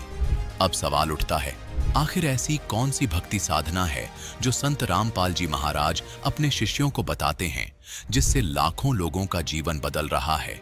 क्या नाम दीक्षा लेने मात्र से जीवन की परेशानियां दूर हो सकती हैं? आइए सुनते हैं शिखा जी की कहानी उन्हीं की जुबानी। नमस्कार जी। सत साहिब जी। क्या नाम है बहन जी आपका? मेरा नाम शिखा दासी है। कहाँ के रहने वाले हैं आप? मैं हिसार हरियाणा से हूँ। संत रामपाल जी महाराज से नाम दीक्षा आपने कब ली? मैंने संत रामपाल जी महाराज से नाम दीक्षा जनवरी 2009 में ली। संत रामपाल जी महाराज से नाम दीक्षा लेने से पहले क्या आप कोई भक्ति साधना भी करते थे? जी हाँ, हम जो मतलब हमारे समाज में जो भी धार्मिक पूजाएं हैं, देवी देवताएं हैं, उनको मानते थे। और मेरी मम्मी संतोषी माता की बहुत ही मतलब ज़्यादा पूजा करती थी, उनके व्रत सब कुछ करती थी। फिर भी वो मतलब बीमार ही रहती थी हर टाइम। और मेरे पापा हर महीने मतलब सालासर हो गया, अमरनाथ हो गया, केदारनाथ, मतलब हर जगह तीर्थ यात्रा पर जाते थे। तो जो ये भक्ति साधनाएं आप लोग कर रहे थे और आपके पेरेंट्स कर रहे थे, तो इन सब भक्ति साधनाओं से आपके परिवार में क्या क्या लाभ प्राप्त हुए? जी, हमें इनसे कुछ लाभ तो प्राप्त नहीं हुए, परंतु उल्टी ही हमें हानियां होती चली गई। मेरी मम्मी इतनी ज़्यादा बीमार रहती थी, मतलब वो सारा टाइम खाट में ही रहती थी। और मेरे पापा मतलब 6-6 महीने बाहर ही रहते थे, घर पे नहीं आते थे। और जिस कारण हमारी भी मतलब परवरिश है वो अच्छे से नहीं हो सकी। और हमारी आर्थिक स्थिति इतनी बुरी थी कि हम कभी कभी तो बिना खाया ना खाए ही सो जाते थे। फिर हमारे घर वाले थे, वो भी मतलब जो हमारे दादा दादी थे, चाचा चाची थे, वो भी इतना साथ नहीं देते थे। आपके अनुसार जो भक्ति साधना आप और आपका परिवार कर रहा था, उनसे आपको कोई लाभ नहीं हुआ, बल्कि आपके परिवार की आर्थिक स्थिति बहुत कमज़ोर थी। आपकी माताजी बहुत बीमार रहते थे, आपके फादर भी आप लोगों से दूर रहते थे। बहुत बार घर में खाने की भी दिक्कत रहती थी। तो इन सब परेशानियों के होते हुए संत रामपाल जी महाराज जी की जानकारी आपको कैसे मिली? जी, हमें ऐसे पता चला। हम मतलब कॉलोनी से बाहर रहते थे, तो वहाँ पर एक लेडीज थी, तो उन्होंने बताया कि ऐसे ऐसे संत रामपाल जी महाराज हैं, आप नाम दीक्षा ले लो तो आपको आपकी सारी दिक्कतें हैं वो दूर हो जाएंगी। परंतु मेरी मम्मी ने एक बार तो मतलब टाल मटोल कर दी कि नहीं, हम नहीं लेंगे, हम तो यही पूजा करेंगे। फिर मेरी मम्मी कुछ ज़्यादा ही बीमार हो गई, तो उन्होंने फिर बोला मेरी मम्मी को कि आप एक बार जाके तो देखो, ऐसे ऐसे है, मतलब बहुत लोगों को वहाँ से लाभ प्राप्त हुआ है, आपको भी हो जाएगा। तो मेरी दादी और मेरी मम्मी संत रामपाल जी महाराज के पास सतलोक आश्रम बरवाला चले गए और वहाँ पर उन्होंने उनसे नाम दीक्षा ली। संत रामपाल जी से नाम दीक्षा लेने के बाद क्या आपके परिवार में किसी तरह के कोई चेंजेस आए? हाँ जी, बहुत बदलाव आए हमारे परिवार के अंदर। मतलब पहले तो सिर्फ मेरी मम्मी ने नाम लिया था, तो मेरे पापा नहीं मानते थे। तो मेरे पापा के साथ एक घटना हुई, उनका एक्सीडेंट हुआ। वो एक ड्राइवर है, तो वो उनकी गाड़ी का ब्रेक फेल हो गया था, तो वो भी अगले ही दिन संत रामपाल जी महाराज की शरण में चले गए। और हमारे घर में मतलब इतनी दिक्कतें रहती थी, वो सभी दूर हो गई। हमारी आर्थिक स्थिति भी बहुत अच्छी हो गई। पहले हमारे घर में मतलब कुछ भी नहीं था, ऐसे लगा के ही चलो, कुछ भी सुविधा प्राप्त नहीं थी हमारे घर में। मैं बताऊं, एक ही चेयर होती थी हमारे घर में, उस पर भी मतलब कभी कभी आते थे तो मेरे पापा ही बैठते थे। तो हमारे घर में कोई खाट नहीं होती थी, वो एक बेड होता था जो मेरी मम्मी को दहेज में मिला था मेरी नाना और की तरफ से। उस बेड पे हम 5 लोग सोते थे, 3 हम और 2 मेरे मम्मी पापा। इसके अलावा कुछ भी नहीं था। और अब परमात्मा की दया से हमारे घर में सब कुछ है, मतलब परमात्मा ने हर चीज़ की मौज कर रखी है। और मेरी मम्मी इतनी ठीक रहती है अब, मतलब सारा काम खुद करती है मेरी मम्मी घर का, और किसी प्रकार की कोई दवाई नहीं लेती। पहले मेरी मम्मी को मतलब हर समय दवाइयों के सहारे ही चलना पड़ता था। मेरी मम्मी ने हर हॉस्पिटल, हर डॉक्टर से दवाई प्राप्त की थी, परंतु उन्हें कोई भी आराम नहीं हुआ। और फिर संत रामपाल जी महाराज की शरण में जाते ही उन्हें मतलब बहुत उनकी तबीयत में बहुत सुधार आया, और धीरे धीरे वो अपना जीवन सुखद व्यतीत करने लगी। संत रामपाल जी महाराज की दया से कल ही मेरा मतलब सेकंड सेम का, मैं बीए ग्रेजुएशन कर रही हूँ, तो उसका रिजल्ट आया है। मतलब मेरा एक इंग्लिश का पेपर था, वो बहुत ही ख़राब हुआ था, और उसमें परमात्मा की दया से मैं पास हो गई। मेरे को इतनी खुशी है इस चीज़ की कि मैं मतलब बता नहीं सकती। मेरे को पक्का यकीन था कि मैं इसमें फेल हो जाऊँगी, पर परमात्मा ने मेरे को पास करवा दिया। और मेरे पापा का एक बार इतना ज़बरदस्त एक्सीडेंट हुआ था, मतलब उनकी गाड़ी है ना 6-7 मतलब पलटे खा गई थी, तो कोई उम्मीद नहीं थी बचने की। फिर भी परमात्मा ने उन्हें जीवन दान दिया और उनको बचा लिया। आपने बताया कि आप बीए ग्रेजुएशन कर रहे हैं, तो आप पढ़े लिखे इंसान होने के नाते कैसे विश्वास कर सकते हैं कि एक संत से नाम दीक्षा लेने मात्र से आपकी मदर की तबीयत ठीक हो सकती है, या आपकी आर्थिक स्थिति जो बहुत ज़्यादा खराब थी वो ठीक हो जाती है, या और भी अन्य फायदे जो आप लोगों को हुए हैं, ये केवल संत रामपाल जी महाराज से नाम दीक्षा लेने से ही पॉसिबल हो रहे हैं? ये कैसे हो सकता है? संत रामपाल जी महाराज शास्त्रों के अनुसार भक्ति देते हैं, और जैसे कि गीता में लिखा गया है कि जो भी मतलब मनमाना आचरण करेगा उन्हें कोई भी लाभ प्राप्त नहीं होगा। जो शास्त्रों के अनुसार भक्ति करेगा उनको ही सब लाभ प्राप्त हो गए। संत रामपाल जी महाराज शास्त्रों के अनुसार ही भक्ति बताते हैं, जिससे कि सभी लोगों को लाभ प्राप्त होते हैं। और मेरे पढ़े लिखे होने का यही फायदा है कि मैं उन शास्त्रों को मतलब पढ़ सकती हूँ और सच्चाई को जान सकती हूँ। और सभी लोगों को पढ़ाई का फायदा उठाना चाहिए और अपने शास्त्रों को पढ़ना चाहिए और सच्चाई जाननी चाहिए और संत रामपाल जी महाराज के बारे में जानना चाहिए। तो बहन जी, जैसा आपने बताया कि संत रामपाल जी महाराज जो है वो शास्त्र विधि के अनुसार आज भक्ति करवा रहे हैं और उससे आपको लाभ प्राप्त हुआ। ऐसे ही संत रामपाल जी के करोड़ों शिष्यों से जब हम मिलते हैं, हमारी मीडिया टीम मिलती है और उनसे ऐसे लाभों को जानती है, तो ये एक बहुत ही अचंभे वाले लाभ होते हैं जो हमें सुनने को मिलते हैं।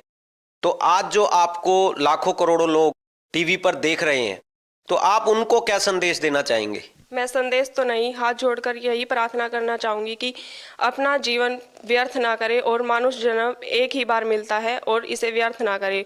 संत रामपाल जी महाराज की शरण में आकर अपने मानुष जन्म को सफल बनाए। बहन जी, संत रामपाल जी महाराज की शरण में कैसे आ सकते हैं? संत रामपाल जी महाराज के सत्संग विभिन्न चैनलों पर आते हैं और उन चैनलों के नीचे एक पट्टी चलती है जिस पर कि मतलब आश्रम के कुछ नंबर दिए होते हैं, उन पर आप संपर्क करें और अपने नज़दीकी नामदान केंद्र का पता करें और वहां पर जाकर नाम दीक्षा ग्रहण करें। निःशुल्क नाम दीक्षा प्राप्त है, कोई पैसा नहीं लिया जाएगा और आप ऑनलाइन पुस्तक भी प्राप्त कर सकते हैं और पहले से ज्ञान प्राप्त कर सकते हैं और फिर नाम दीक्षा प्राप्त करें। धन्यवाद बहन जी। सत साहिब।